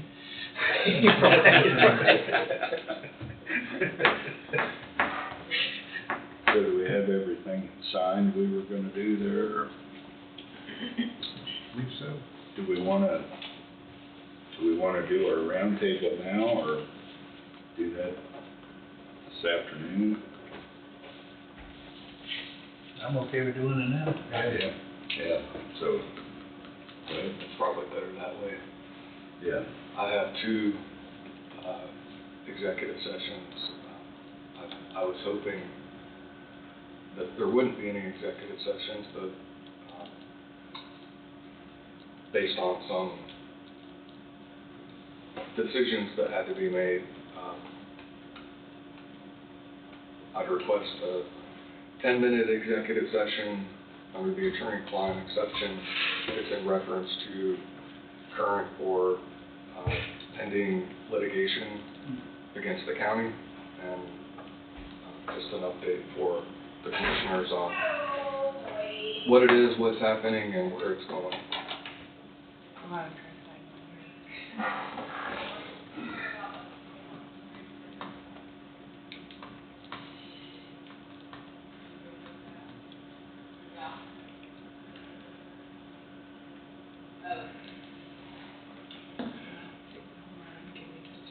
You said 10, right?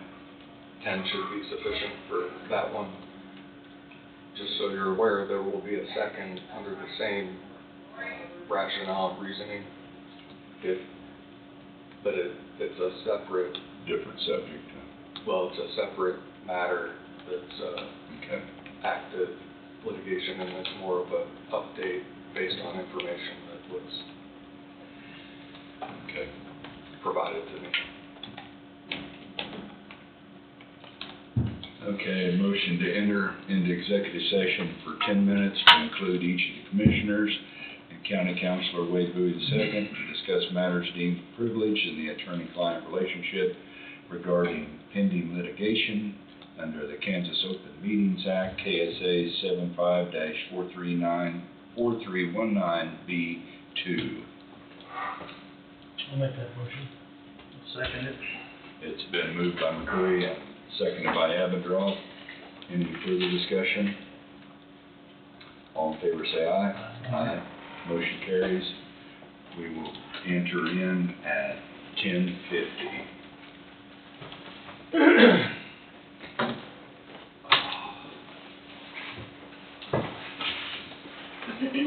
I've got it. She's sending me a message saying she never got it. No, I've got it. I'll just track it down. Well, we're back, and I guess no action taken. No action taken. Previous executive session. And I won't, probably 95% of the time, 90% of the time, I will not discuss pending litigation in this forum, and hopefully that's for obvious reasons. Yeah, right. So with that in mind, I have a second executive session request under the same subject matter, same reasonings, but this is a different matter that's involved in, the county's involved in pending litigation. Okay. I keep them separate, so I'm not talking about multiple topics at the same time. If somebody wants to complain, then Yeah. I'll get notice and I can differentiate between what was talked about in one and what was talked about in Yeah. another. We're just talking about one subject. So a motion to enter into executive session for 10 minutes to include each of the commissioners and County Councilor Wade Bowie to discuss matters deemed privileged in the attorney-client relationship regarding pending litigation under the Kansas Open Meetings Act, KSA 75-4319B2. I would ask for this one to be 15 minutes, but I didn't Okay. tell you that. Okay, okay, for 15 minutes. I'll move. Second. It's been moved by Peterson and seconded by Barker. Any further discussion? All in favor say aye. Aye. Motion carries. Guess we go in at 11:08.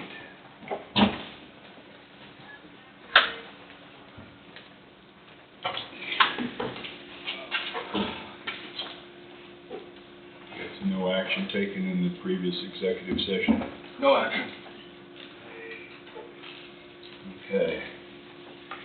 What else did you have for us? I have one more thing, I just have to get a piece of paper off my desk, doesn't require an executive session. It's more for seed planning and to make a decision on what you want to do, but I have to grab that piece of paper. Okay. You want to go ahead, Todd? I don't have that. Okay. I have nothing. Mike? No, not at the moment. I'm good today. Save it for Okay. next week. Or maybe till 1. No, wait till Wade's gone in your chair. Then. Yeah, I told Wade when he told me that, I said, I'm going to depend on Miss Angie just like you do. Right. Exactly. I don't have anything. Neither do I. I was just going to ask about that alternate. I can't think of the right word for it, but anyhow, we've already covered that. So what do you have, Angie?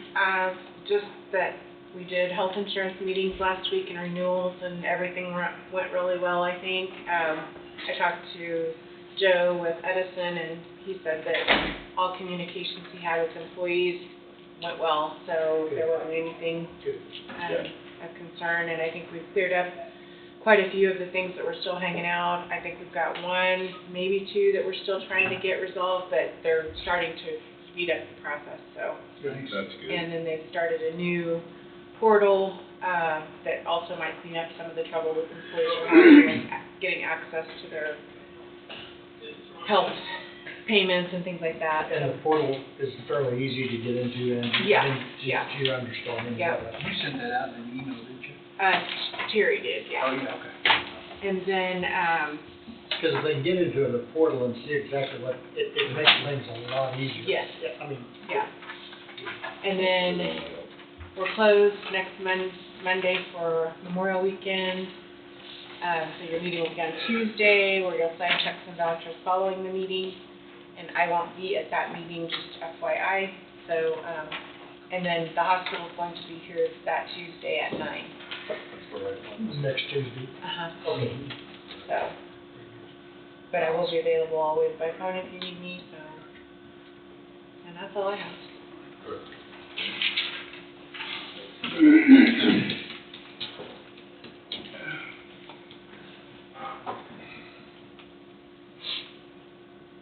You back there? Yeah, we're all the way around, yeah. Okay. So I requested backup or assistance on this one, as you see. So I just handed you. When did they get here? Yeah. Is a quote from AAA Glass.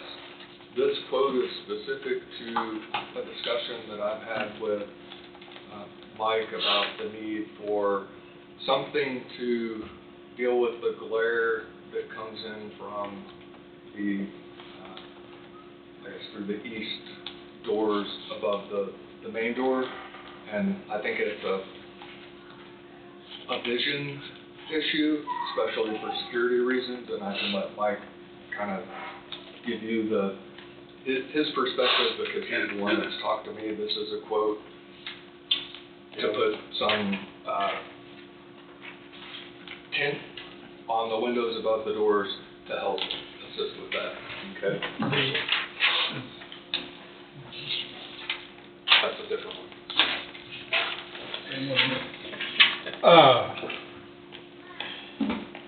Yeah, we're not gonna see it today with clouds, but usually when we get here about 7:30 till probably about 9:30, 9:30, it's pretty bright, and it's hard to see out, and that sun's coming directly into our eyes. There's times, depending on where the sun's at, is you can't see people walking up the sidewalk. So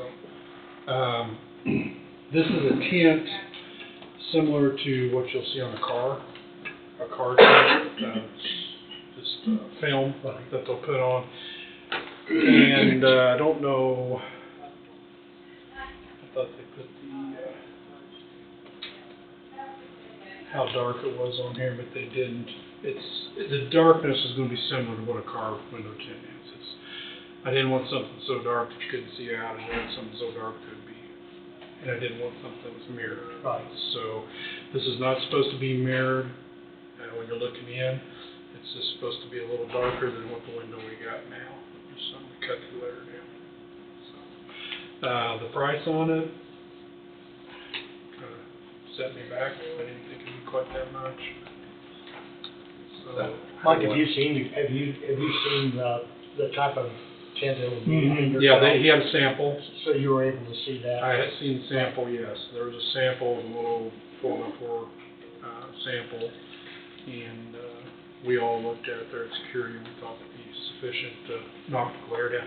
It's more about the the glare, the brightness coming in. It's not, and depending on the time of the year, it just kind of moves all the way across that to the north and back to the south again. So would it be the full width of that lobby then? It'll be, it'll be if you look, there'll be over the door, there's 3 panels there, glass panels.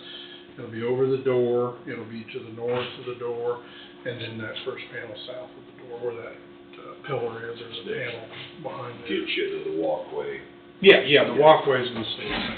we weren't gonna do And that's anything. not, that doesn't affect you coming through that corner. No, no, This, this is just the east side. just the east side. Yeah, the new building kinda takes care of the west side. Except, is that public computer gonna stay there, or is there gonna be a new The- place?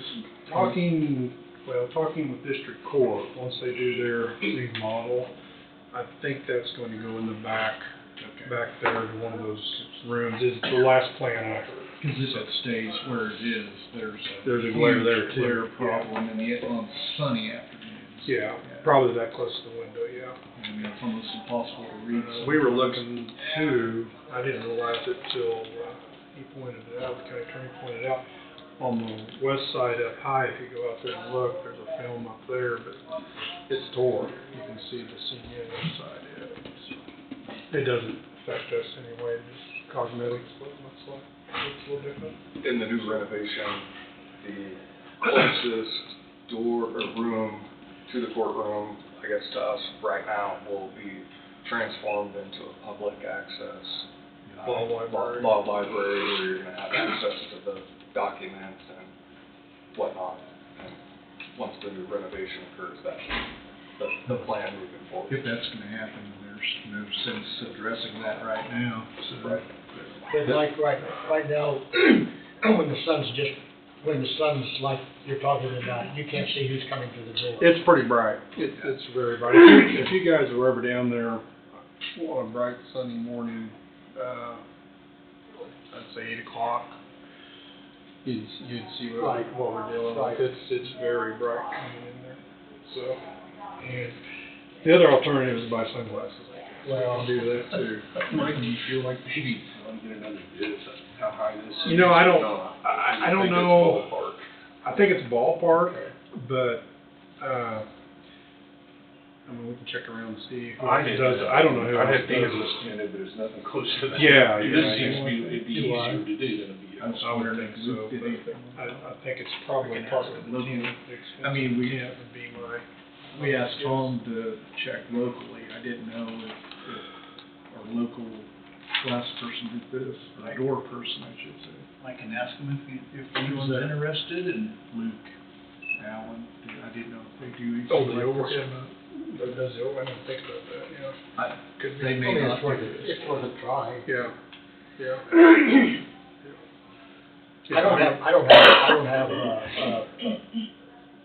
I mean, I think this needs to be done. It's a safety issue. It's a safety issue for you guys and to be able to see what's coming at you and everything. Right, Uh, right. And, yeah, we can do some more checking around, see. That'd be great, but I agree, you need it.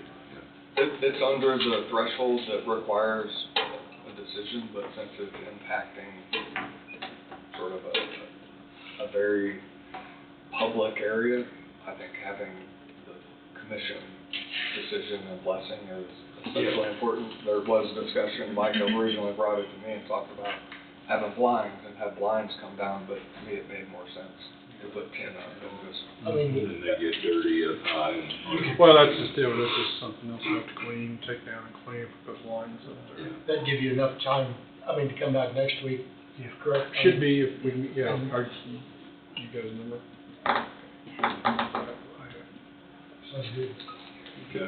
I don't have a problem. Yeah, I don't have a Yeah, problem. like I said, this is gonna be the darkness of this is gonna be, right around what our vehicles would be legally. Legally. Legally would be, a better picture. Courthouse.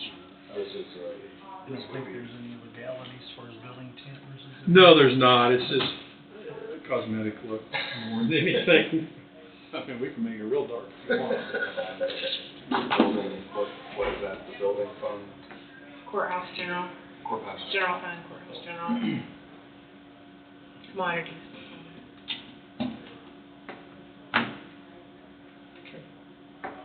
Sounds good. That it? So Eugene Vine, bring it back next week and. great. I'll, give me his number later. Yep. All right, thanks. Thanks, Mike. Thank you. Thank you. Well, are we ready to recess? Everybody think? I'm ready. Okay, I guess we'll recess at 11:36 and be back at 1 this afternoon.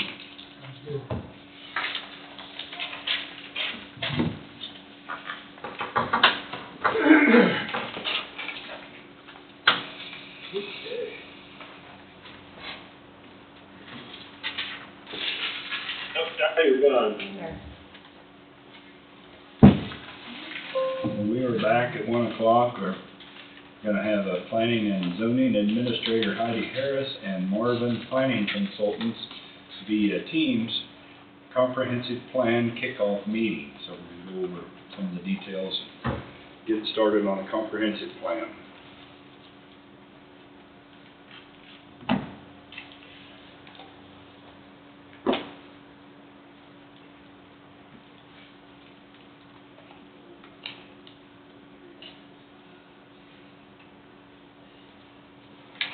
The humidity's coming up outside. It is, and I know some temperatures up close to 80 now. Oh, it is? Yeah. Maybe it'll, hopefully brew up rain, hopefully not a storm. Yeah. Look at future tests and see what that shows later this evening, a lot of red. Oh, really? That's not good. There's 17 tornadoes yesterday in Kansas. Wow. Took a direct hit.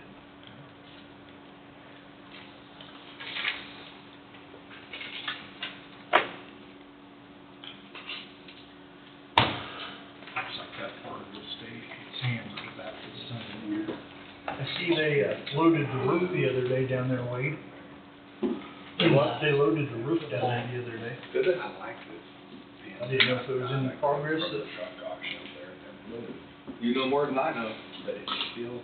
Beacon Material was here from Topeka. Ends up with a goober Where's on the that? ball. Yeah, these are, That's okay, cause I had some of them at home. yeah. Just come across the other day. 2 weeks ago. But it wasn't raining 2 weeks ago. Would've probably been a good time to do it then. That way the rain stayed out.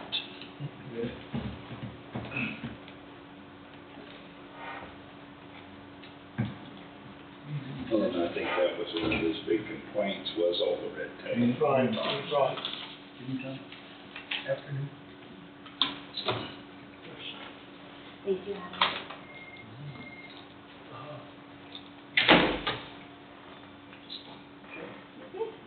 Thanks, Adam. Can one of you guys talk so we can see if we can hear you? Hello? Okay, so, we have Keith Marvin, John Shepherd, Mason Herman, and Jesse Ford. Is that how you say it? Something like that? On the line, and they're all working for Marvin Planning Consultants. So I'm gonna give it over to Keith so he can do the kickoff meeting. All right, thank you, Heidi. It's a pleasure to see you guys again. I think you've met myself, John, and Jesse when we came down to interview. And Mason is on the call as well, because Mason's going to be doing a lot of the background information with regard to our mapping, and also he'll probably be down to help when we do the public engagement portion of this in July. So, just to give you a quick update, this is part of phase 1, going through this. We are currently working on your project. Mason has received all of the GIS background data that we need, or at least a good start of it, so we can start building base maps.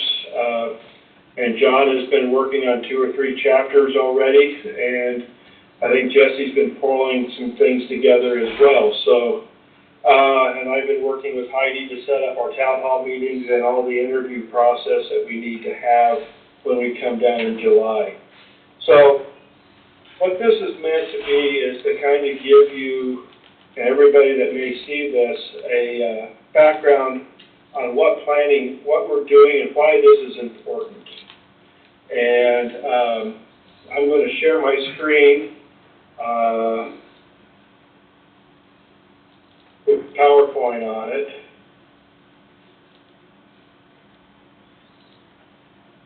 Let's see, I gotta share it different, because it did things differently than I wanted. I need to turn off my annotation on this too.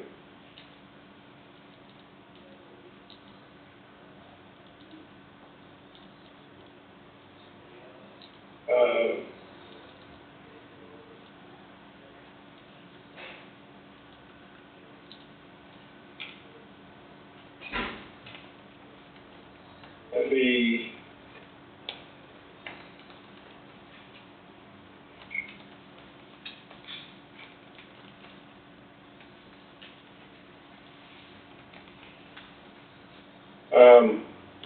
all right, can you guys see the subtitles at all?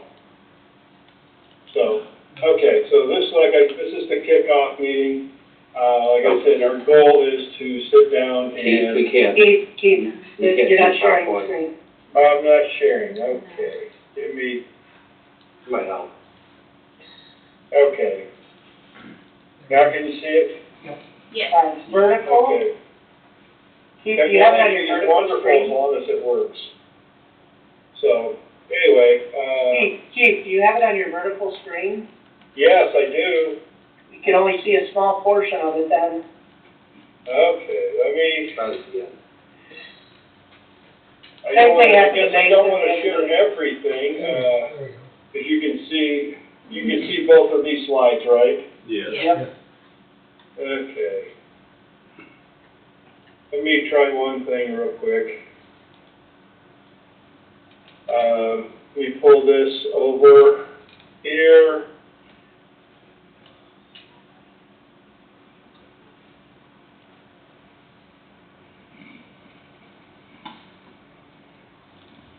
Now, it's not giving me what I need.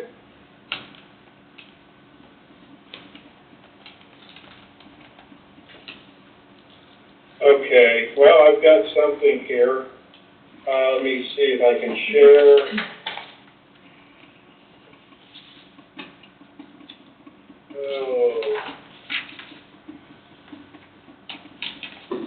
Oh, it's not. Give me just a second. I did something that really messed it up. I apologize, everybody.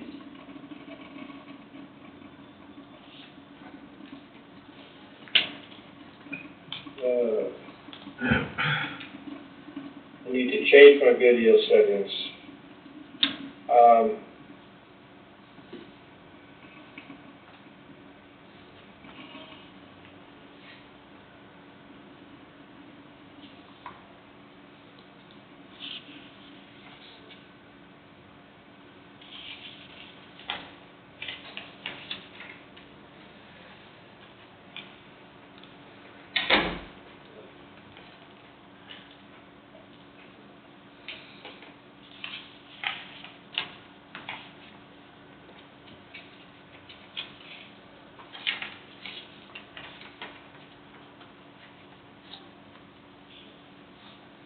Okay.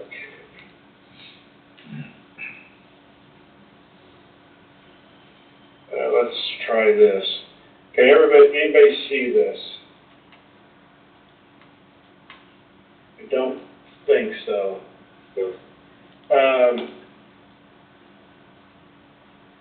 Okay.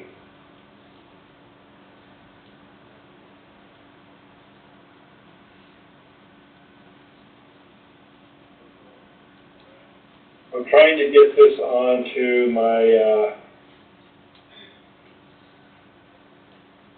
switch my screens, but it's not allowing me.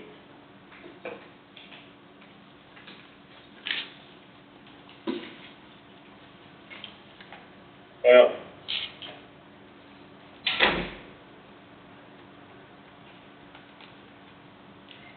are you seeing just a part of it again or not? Yes.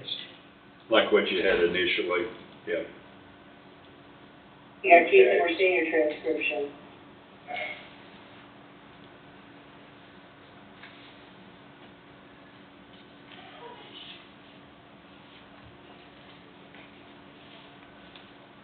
Well, we may have to live with the transcription, because I think I got it figured out, at least so we can see. But you can see this transcription, so. Now you've got full screen. Wait, that went to the hearing impaired, it's all set. Good job, Keith. Yeah, okay. I watch Netflix with subtitles, so. Okay, well, anyway, I'm gonna keep going so we can go this way.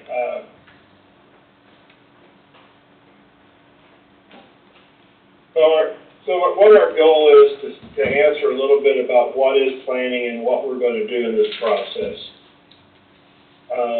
So planning, there's four things that I like to think about as far as what planning is, and one is it's a forward-thinking process.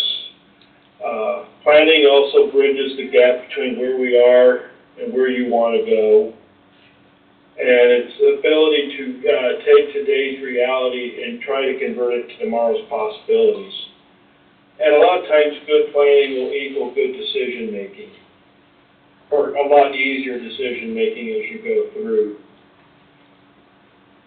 So, just some quotes that I tend to like, and that is, one is that even a journey of 1,000 miles must begin with a single step. And I like that because what it does is this is the first step in getting that process going, and we're going to move things forward. But then we also, Margaret Mead is credited with never doubt that a small group of committed citizens can change the world. Indeed, it is the only thing that ever has. So the people that are involved with this, it's a smaller group, but we want to hear from the larger group as we go through this process.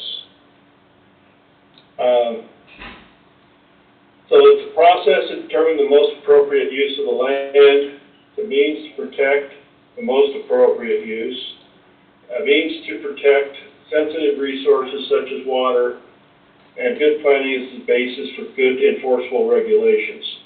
The keys to this, I don't know if you can read it on your screen, but the keys here are to protect, the word there is to protect, and that's what we're doing. A lot of people look at planning and zoning as a regulatory means, but it is. But we're trying hard to protect the area in which you live and how you want to see things go in the future. So it is not typically it's not the land use police. It's not usually a quick fix for economic development issues. And it's not a solution to bad politics or lack of leadership. And sometimes planning doesn't have immediate results. That's one of the biggest frustrations a lot of us as planners have, is that you don't see some things happen for 10, 20 years down the road that you may come up with in a plan. Very seldom do you ever see that happen, but it's always fun when they do. So, why is this process important? I want to emphasize the word process here. So the process actually provides for an exchange of ideas and vision.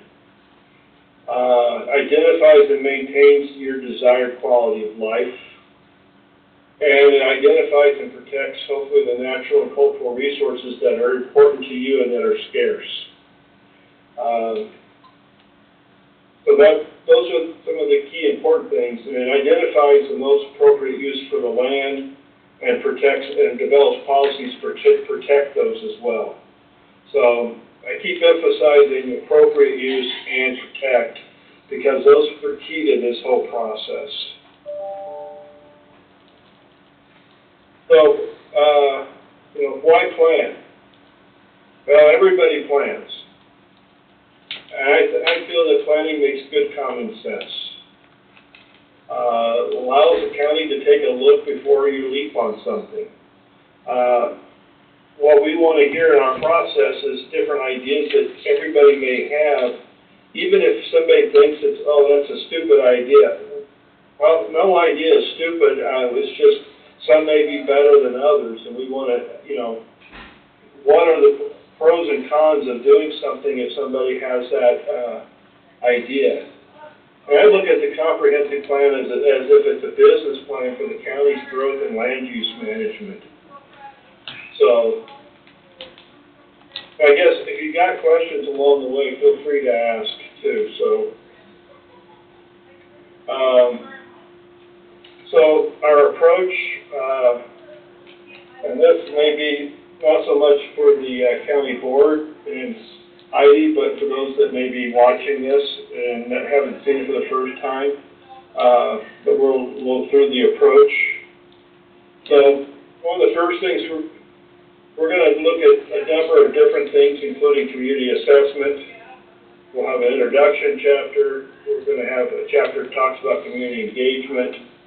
And I use the term community and county interchangeably because community is a broad term, and a county as a whole can be a community. So, but we'll look at population, housing, economics, parks, rec, your facilities, public safety, public health, communications, hazards,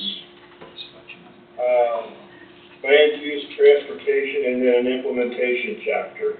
And we're going to get into more detail with those different topics as we go forward. So the county assessment is going to be focused on the perceptions of the county or the community members.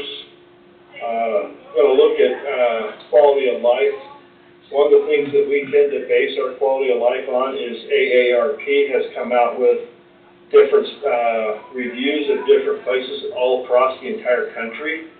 And we'll take a look at those, but those quality of life issues that focus essentially on housing, neighborhoods, transportation, your environment, parks, rec, healthcare, everything. So those are going to all be a factor in what we look at. So the introduction is going to be more focused on why we plan, the process discussion, and requirements of your state statutes.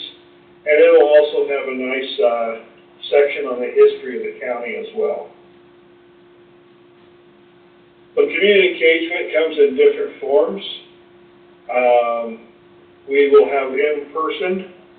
We're going to have the opportunities to do a digital survey or hard copy survey. They'll be the same survey, but we'll also be out there for a full week doing town hall meetings in 4 of the 6 locations, 4 of the 6 cities, and then Heidi is setting up a set of meetings for focus groups for us to talk to, as well as setting up some interviews. Since we brought 281 studios in place, we want to get people who are important or in better position of in the county to talk to us why this is important to the county and why it's important to make this thing happen in the long run. Hey, Keith. Yes. So you're only doing the question was brought up, you're only doing 4 town hall meetings this go around, right? But you guys are going to come back and do the other 2, correct? Yes, we're doing those 4 that week, and then we're coming back on another trip shortly after to do those. We can't get everybody all in one trip, so we're going to, so if anybody can't make it that one week, they can always go to the next one, the next couple when we come down. So, yes. So, community engagement is fairly critical to us in how we do things. The population, we're going to examine your county's population from all angles. Your past population, your ethnicity, your cohorts. We're going to try to look at what we can from a natural and migratory basis, because typically there's 3 ways that your population changes. People are born, people die, and they move. So if we can figure out who is born and who dies, we can figure out how many people are moving in and out of the county during a specific period of time. And then we'll make some projections based upon the trends that we see, but if those trends are something the county wants to try to look at trying to reverse, then we can take a hard look at, different scenarios for what your growth might be in the long run. Trying to turn around any negative trends that we're seeing. So this is your current historic, population trends. Your peak population was somewhere around 1900, 1910, and it's just kind of continually gone down until you hit about 1970 and 1980, and it's kind of held stable, some up and down a little bit since that period of time. So, you know, are there options that we can do to try through economic development in your economic development office to try to enhance those numbers better? So that's one of the things that we'll take a look at in this process. So housing's an issue that everybody's seeing. We're going to, like population, it's going to be similar. We're going to look at all kinds of different situations involved with housing. And then we're going to come up with some key goals and policies for that. And identify different needs that may or may not be met. And this will be county-wide, so this will probably likely include some of the community as well. You know, you don't necessarily want to see apartment buildings out in the rural area of the county, but you may have some need for apartments, but those would tend to go towards the cities as we go forward. So economics, we look at the key economic indicators, past and present. We want to look at different things that are components of the economics, especially the ag economy, strategies for dealing with that, and we'll be working closely with your economic development person to work out and make sure that we coincide with what they're trying to go for as well. Your facilities, we're going to examine your facilities, and we'll also have a pretty good feel for a lot of the facilities within the communities because they're part of the county. And we're going to look at different courthouse and different other types of facilities the county has along the way. So, Parks and Rec, this is one of those. Most of this, you got some county parks, but and some state parks, but we will also probably have a very detailed inventory of what's in the communities within the county. Because typically, if I'm living in the rural area and I go into a community and I've got kids, I may visit the park just as much as anybody who lives in that community. So we want to make sure that we identify those and look at those long term. And as you notice, as we go through each of these chapters, they say goals, objectives, and policies. Instead of putting all of our goals, objectives, and policies in one chapter in the back or somewhere, we actually put them in the individual chapters that they relate to.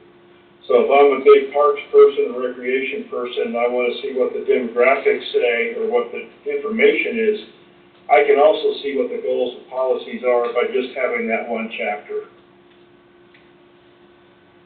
Public safety, we're going to look at law enforcement at all levels, fire and rescue and emergency management, anything else that's those components, and we'll take advantage of any studies that have been made in the past as well to see and we'll have conversations with fire and rescue, the emergency manager, everybody else as we go through this process.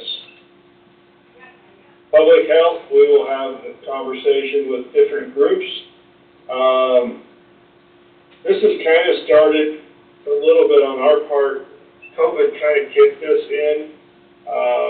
We don't focus on the COVID issues per se, but we do take a hard look at the public health situations that are in your county and the surrounding area, just to see if there's anything that might be glaringly absent or in most cases could be that are overwhelmingly good. The communications, utilities, and energy, We're gonna look at all the communications, within the county. I got a typo in here, sorry guys. Oops. I do borrow from time to time, so let's see if I go back. Sorry for the Madison County, but we'll look at different energy sources. You've got wind in your area. I know that there's issues with that. And there's other talk about renewables, so we're going to talk about that as we go through the whole process. So natural resources,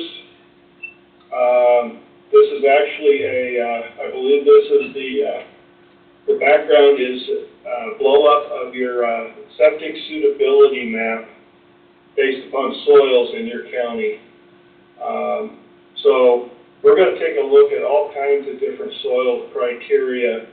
And that can look anywhere from the ability to build, put septic systems in, any soil issues that may be an issue and we're doing this in a couple counties that may not be appropriate for renewable energies and stuff like that, depending on the soils and what they can do.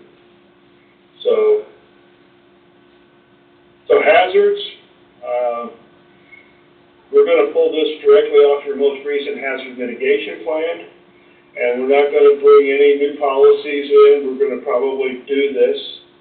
I will note that by doing this, that if you do one again in the future, you'd need to update this chapter at that point to cover that.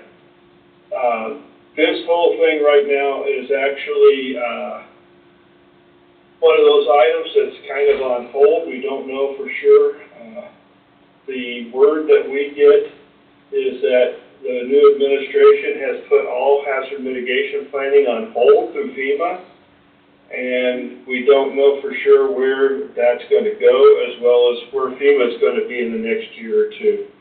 So this is kind of this type of stuff that we may want to see how things happen down the road. The land use, we're going to look at what the best use is by looking at what's existing, and we're going to try to come up with solutions that work for your county. Currently, we are working in Jefferson County, Kansas, and if you're familiar at all with them, they've got a lot of acreage and a lot of platted lots all over their county. We've had to come up with some new concepts and new ways of doing things to address some of those issues based upon what's existing there at the moment. So transportation, this is kind of Jesse's specialty. I don't know if there's anything, Jesse, you want to share specifically, or? Yep, very similar to what Keith already shared, just make sure we document what's there now. There's some great information already available, looking at transportation information from KDOT, obviously, and getting information from the county. Noting the capital improvement plan from 2021, kind of taking a relook at that, what's ahead. Traffic counts and safety, obviously a very important part of it. So just looking forward to making sure that the transportation network matches the land use, generates the economic potential, capturing the economic potential of the county, making sure the roads and bridges are adequate to support that. So I know that's been a focus for the county for quite a while, and some great successes here in the previous years on different grant funding opportunities. So again, hopefully the comp plan can continue to build the stability for those opportunities. Okay. Typically we got questions here, but before we hit the questions, I would like to turn it over to Mason. And Mason, can you, I will stop sharing and I will let you share your screen. As we for the sake of the commissioners, as we mentioned, part of what we do is we build a project website, and this is the beginning of that project website. And I'll let Nancy kind of walk you through it. Can everyone see this? Yes. Okay, so I'm already doing better than Keith. Great. So like you said, earlier when we talked about reaching out to people and getting input from everyone in the county, this website is a big part of it. It kind of serves two purposes. It's a space where people can go to get updates about the project and also learn about the importance of what planning is.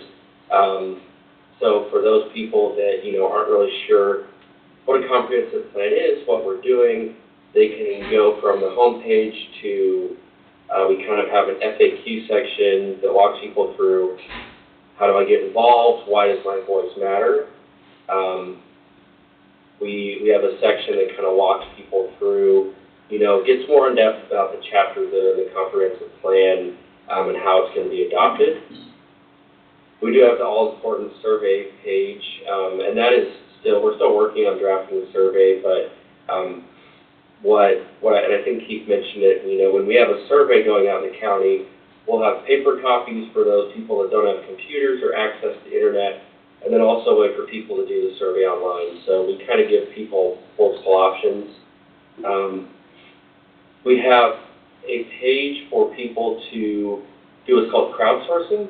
So they can upload photos here under the crowdsource photography, upload up to 10 photos at a time of any issues or, good things you like in the county. You say like, hey, visually as a team we can see where people, don't like the roads or they really love this park. It's a really visual way to show us kind of what's right and wrong about the county. And then we also have a map application, which I'll open up, which again just kind of allows people to show us on a map, any concerns people have about roads or maybe opportunities for, hey, there could be improvement made here. It just shows us visually. So was there a question? I'm sorry. Okay. So anyway, that's on the site as well. And then we also have just our contact information. So if anybody has any questions, we've got our emails on here, and then people can subscribe to the site too to get updates. So, like I said, we built this out so it's kind of a central location for all things about this project.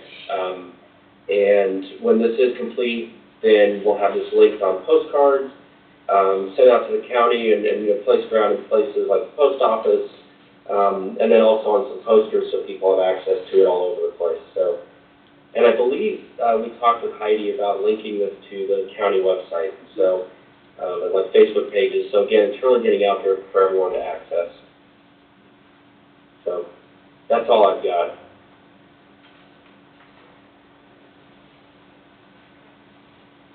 Well, and with that, one of our goals is to get as much information as possible. And our goal is once we start getting chapters completed and get the blessing of the steering committee, we'll start uploading those chapters as well to this so that people can start seeing what we're doing and get some feel for what we're doing down the road. The other thing I would like to share, and this is I just got this and looked at it the first time. We will also on this page and connect it to you, and we'll have this available during our meetings. But let me see if I can get this to work. This is what our videographer has put together. Can you hear it? Kind of. Cutting in and out.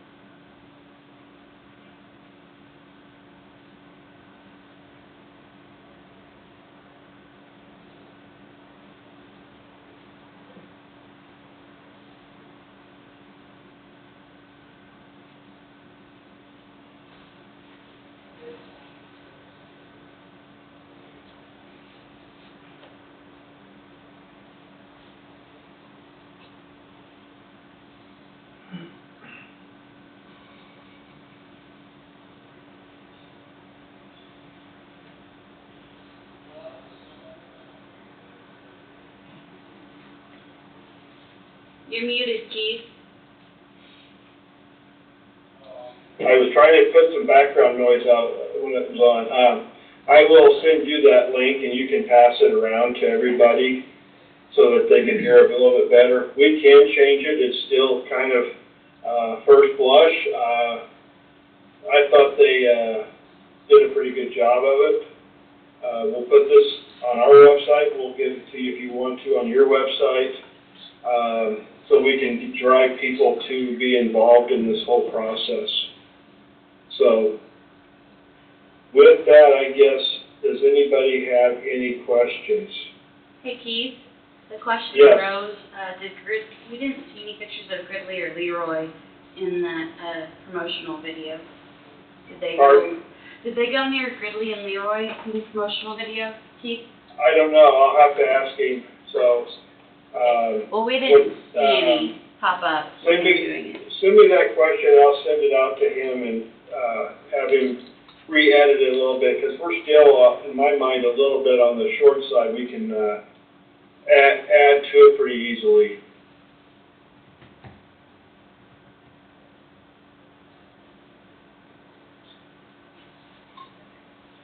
We want to make sure we hit all the communities as much as possible. Right.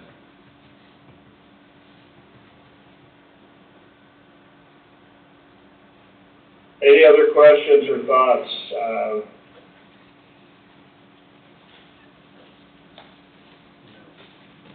Jesse, you want to offer something, or you look like you wanted to say something?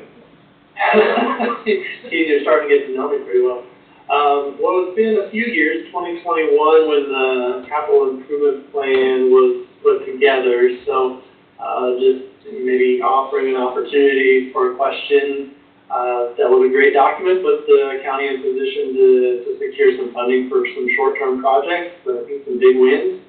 I think any pluses or opportunities to improve from that process, which did include, I think, 26 meetings. It was a 12-month planning process, so it wasn't comprehensive planning, but certainly was an important planning process to leverage and continue to improve from. Any positives or opportunities to improve from that planning process?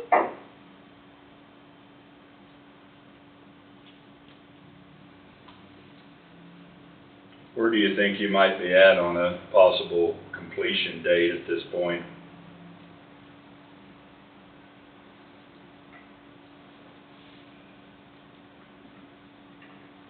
Keith, the question was schedule, timeline. Yeah.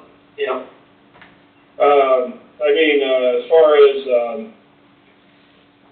our timeline, we're still on board to hit that somewhere between 12 and 18 month period, no problem. Okay.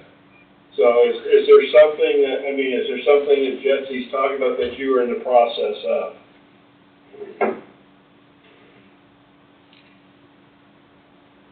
No, just wondered what her timeline was, if you were still on target. Oh yeah, we're still on target.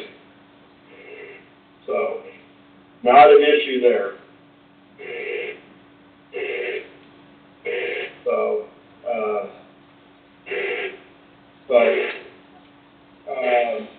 I guess, is there any new plans for a new capital improvement program at the county level or during this time period?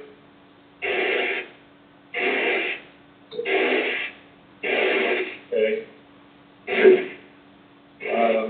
Any other questions from you guys on that end? John, you want to offer anything, or? Well, I'd just say that, our initial analysis on the hard data from the Census Bureau and other sources, that you've had a typical hit on population contraction. Employment's been, you've had a hard time with employment numbers. But if you look at households and housing units, one of the reasons that housing has been difficult, even though you're losing people, is you're actually stable to growing the number of households. Same number of people, we have more households. We could see that in a lot of places where people are choosing to retire in place. And then it becomes more of an issue of the types of housing units may not match your demographics. But what we do, and like he said, that we started composing the population demographics chapter, and we started on housing. What that does is establish, this is what the census does. One of the things when we come out of, we come out to do town halls and talk to focus groups, it says, well, this is what the surveys say, help us understand what's going on in real life. So that there are positives within those demographics. We just have to kind of suss it out and find out what happens out there in the real world that the numbers may not be helping us with. So it's interesting. We have a lot to do to get a better understanding of what's going on in Coffee County. So looking forward to it. So, any other questions? Keith, can you provide us that Yes. PowerPoint presentation also that you showed us as well? You're breaking up, Heidi. The PowerPoint presentation you guys showed us, would you be able to give that to us as well? Yes, the PowerPoint? Yes. Yeah, I'll get that to you. Well, actually, we can upload that once we get the website. We'll have that on the website too. So,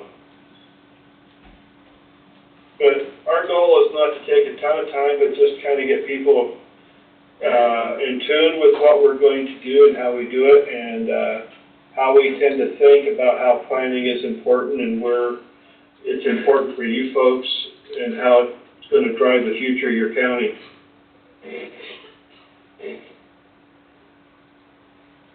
Very good. All right. If there's no other questions, I mean, that's all we actually have for this. Keith, I have a question. Your surveys, whether they be, I guess it's easy to do so when they're sent out in the mail. For the surveys that are online, how do you ensure that people aren't voting multiple times?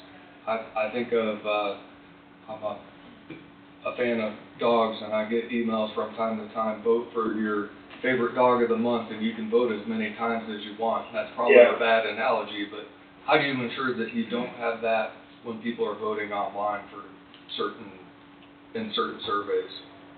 We have two choices with SurveyMonkey. We either limit the IP address to one answer, or we keep it open. Which means if we limit it to one, then if there's a husband and wife or family sharing one computer address, only one person can answer. So what we like to do is we will keep it open, but if we start seeing the same thing happen over and over and over again, and the one thing that we can do is we can go in and we can't identify who they are, but we can start seeing if we get a ton of IP addresses. So if somebody comes in and puts 20 different ones in from the same IP address, we're going to find out where that IP address is. So if it's a library, okay, that would make some sense. But if it's a household, then we're going to start discounting what we see a little bit and know that we've got some things that we need to take into account as we look at the results. But I would prefer to have as many people legitimately answer it as possible, as opposed to cutting it down and only allowing one person per computer. That's the rub of it. We just have to, in our side, we have to keep an eye on the IP addresses. So it's something you monitor so in case there were issues and concerns from the commissioners or the general public about the reliability of your statistics, you monitor it on your end. Yes. We can print out the IP addresses, and that's the one way that we can monitor it. So the hard copies will be mailed out, is that correct? Hard copies will be printed, and they will be put available at the courthouse and possibly each of the city halls. Okay. And then we'll ask them to return them to that city hall, and then hopefully between their staff and your staff, we can get them picked up. all you gotta do is scan them and send them back to us, and we'll enter them. So, you know, I've been doing this 30 years, and I haven't seen enough stuff really show up that would tell me that somebody's been trying to mess with the survey. My hope is that most people have more things to do with their life than to sit there and try to skew a survey. But I could be proven wrong pretty quickly. So. But that's an interesting question. We've done enough surveys with a company I work for as well, and you just try and chase the mouse and end up just kind of drawing yourself crazy. But one area where we have within schools is to request a copy of the survey digitally or a link to the survey digitally. You input an email address, and then the survey is sent to that email address, and the person completes the survey. So that is one other tool you can do, but again, it's just trying to chase the mouse trap, and ends up, I think, frustrating some people who just want to take the survey. The other thing is the key surveys are pretty comprehensive. They're not just a quick pencil whipping exercise, so it does take effort to complete them. You see, 85 to 90% completion of all the questions in that comprehensive survey. And again, like you said, I don't think you're going to see people wanting to just sit there and fill out that survey. So. That will be the first, one of the first clues is, through SurveyMonkey, we can see how many people have answered, and we can see what the completion rate is. I would think if we're gonna have somebody skew it, they're gonna start picking on certain questions and just answering those over and over again, and we'll start seeing that completion rate skewed beyond what we normally see. So that would be one of those, because this is a 20 to 30 page survey. This is not just like Jesse said, this is not an undertaking that's really easy and fast. It'll take you 15, 20 minutes to go from beginning to end. We debate internally that the survey's too long, but when we start keeping 75 to 85% completion rate, that tells me people are interested enough to take the time and answer the questions. And one of the things that really helped us is that includes all the demographic data. We asked people, basic questions so we can get an idea of age groups and stuff, but at the same token, those are at the end. So people don't have to filter through all that if they don't want to.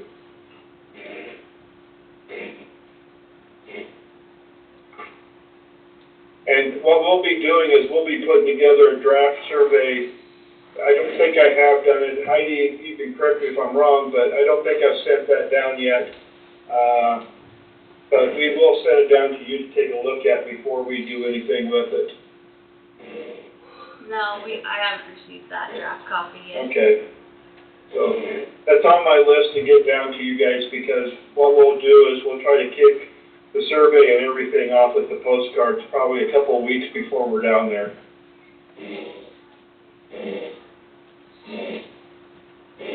Anything else? If I may. What's the completion rate that you get from county's population versus I'm getting a lot of breakup. Perhaps Heidi can repeat the question. Yeah. with the population, what's their completion rate with the 15-page based upon their county population, percentage-wise? So, based on our county population, he wants to know what's the percentage of people filling it out for our population in Coffee County.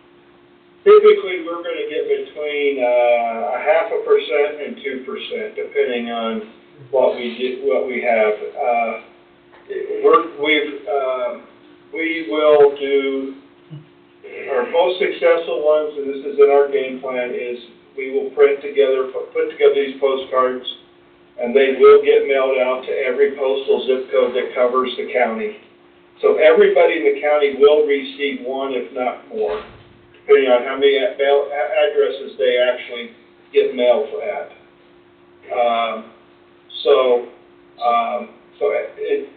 This is a good time to do it because we're not in the middle of political season. so they don't get confused with political ads, but they're about the same size as a political postcard. You can't miss them. And what do postcards do? Do they advise on the, So the question is, what are the postcards actually gonna do for the comp plan? Sorry, that's loud. What was that? The Say that again, question, Heidi. the question is, the postcards, what is the objective of the postcards? Objective of the postcard is to inform people how they can be involved. okay, And to introduce the project to them at one other way, to get another touch that says, hey, we're doing this, we need your input. And it gives them the website, it'll give them we're gonna coordinate them so that they're tied in with town hall meeting dates, as well as the survey links. Another thing with the public participations, John Shepherd, that it varies a lot by community. Some counties, we've had very poor participation, and in others, we've had a lot of people.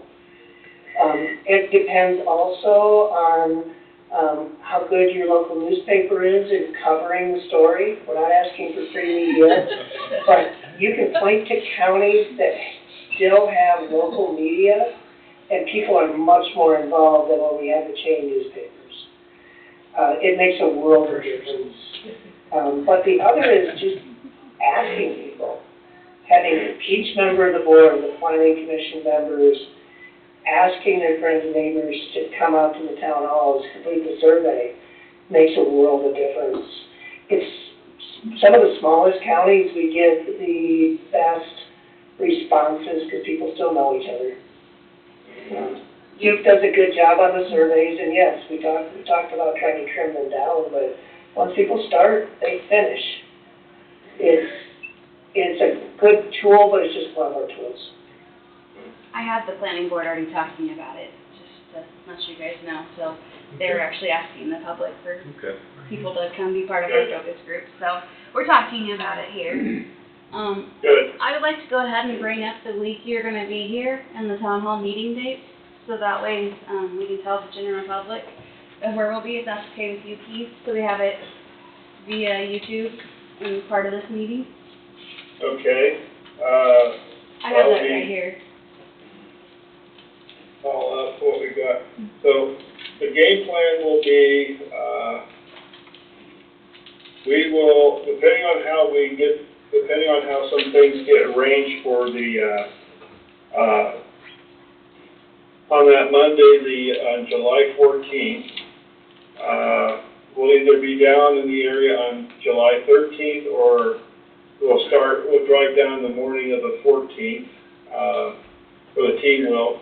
I will probably be gone from the 14th on the 15th, those meetings, but I'll be there for the last couple of them, Thursday, Friday. But we will be doing town hall meetings. Heidi has to give me the actual location. I think she's given them to me, we just got to get them written down. I don't remember which towns we're going to, but we're doing them Monday night, Tuesday night, Wednesday night, Thursday night. The process of each one of these is going to be the same. So, I mean, if I can't make one on Monday, I can always go Tuesday and have my input done. If we're going to put this out to the public, I will give them fair warning, unless we get a small group. Our goal in how we do this is we will break them into multiple groups. We give them questions to answer, and we let them work amongst themselves, and then we report out at the very end what they came up with on each of those questions. So it's a good way to keep control.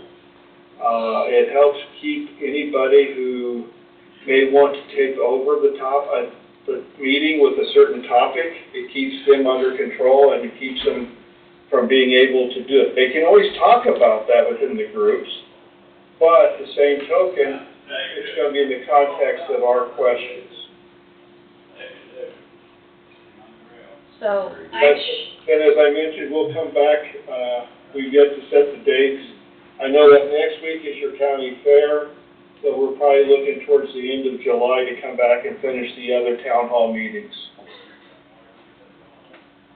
So I have the town hall meeting, cities that we're gonna visit, so I'll go ahead and just say those for the commissioners and then for the general public, so that way we have this part of that meeting.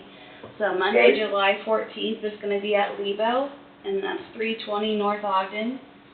Then Tuesday the 15th is gonna be at Gridley, 307 Main Street. Wednesday the 16th is gonna be Leroy at 713 California Street. And then Thursday the 17th is gonna be New Strong at 319 West Gatz. Okay, And all at 6 PM. They all start at 6, yes.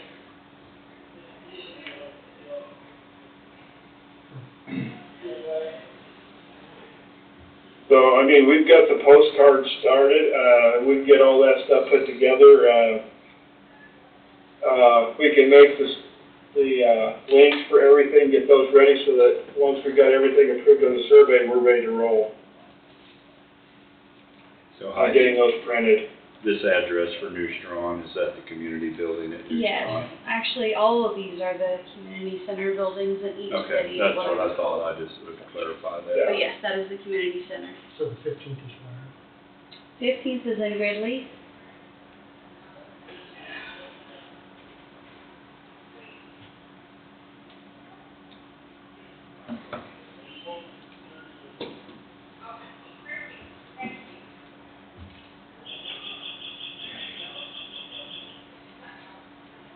So that'll leave Burlington and Waverly then for, Burlington, Waverly will be the next time they come up. Yes. okay.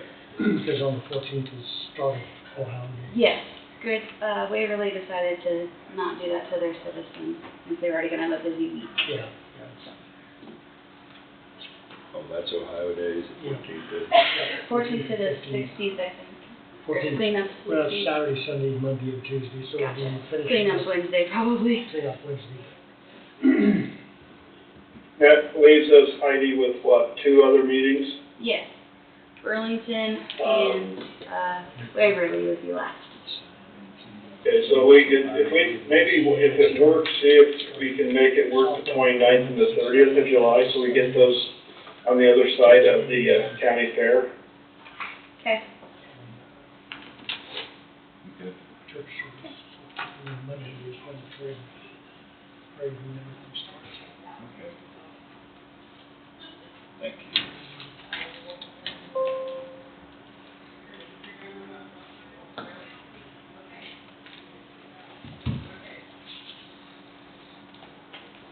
Okay?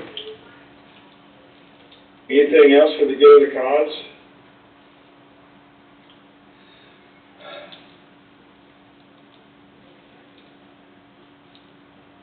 So, okay, well, Heidi, we'll be in touch to start, as you start putting together those daytime meetings and such, and we'll, start getting that calendar figured out. Okay. All right, everybody have a great week. You guys do. Okay, thank you, Thanks so much. Yeah, good luck with the storms tonight. thank you. Oh, thanks. We're in tornado watch ourselves right now, so, Yep. Is it Us one or too. 2 minutes? Us too. yep. So, all right, thanks. Thanks. Thank you. Bye. Bye. Bye. With them scheduling on the week of the 28th, you might check, it used to be fair cleanup day was the 28th. They do the auction on Sunday night, and they usually have cleans. 29th They're and talking 30th. 29th and 30th. I 29th think Monday and and Tuesday would be those 2 days, 28th and 29th is Monday, Tuesday. is it? The 29th is a Tuesday. Tuesday, 28th is a Monday. Yeah, the 30th. Tuesday, Tuesday, Wednesday. Tuesday, Wednesday. Yeah, this is Tuesday, Wednesday. Tuesday, Wednesday. So I'll go ahead and get those cities lined up with us too.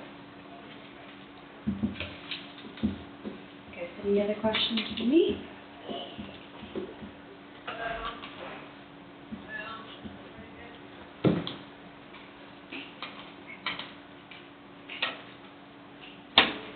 Alright, well, then you guys have a good rest of your day. Thank you. Okay, Thank you. Thanks, Heidi.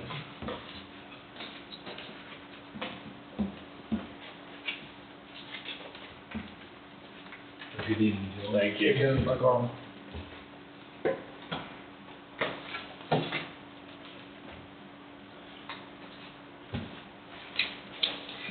we have anything else we need to go over?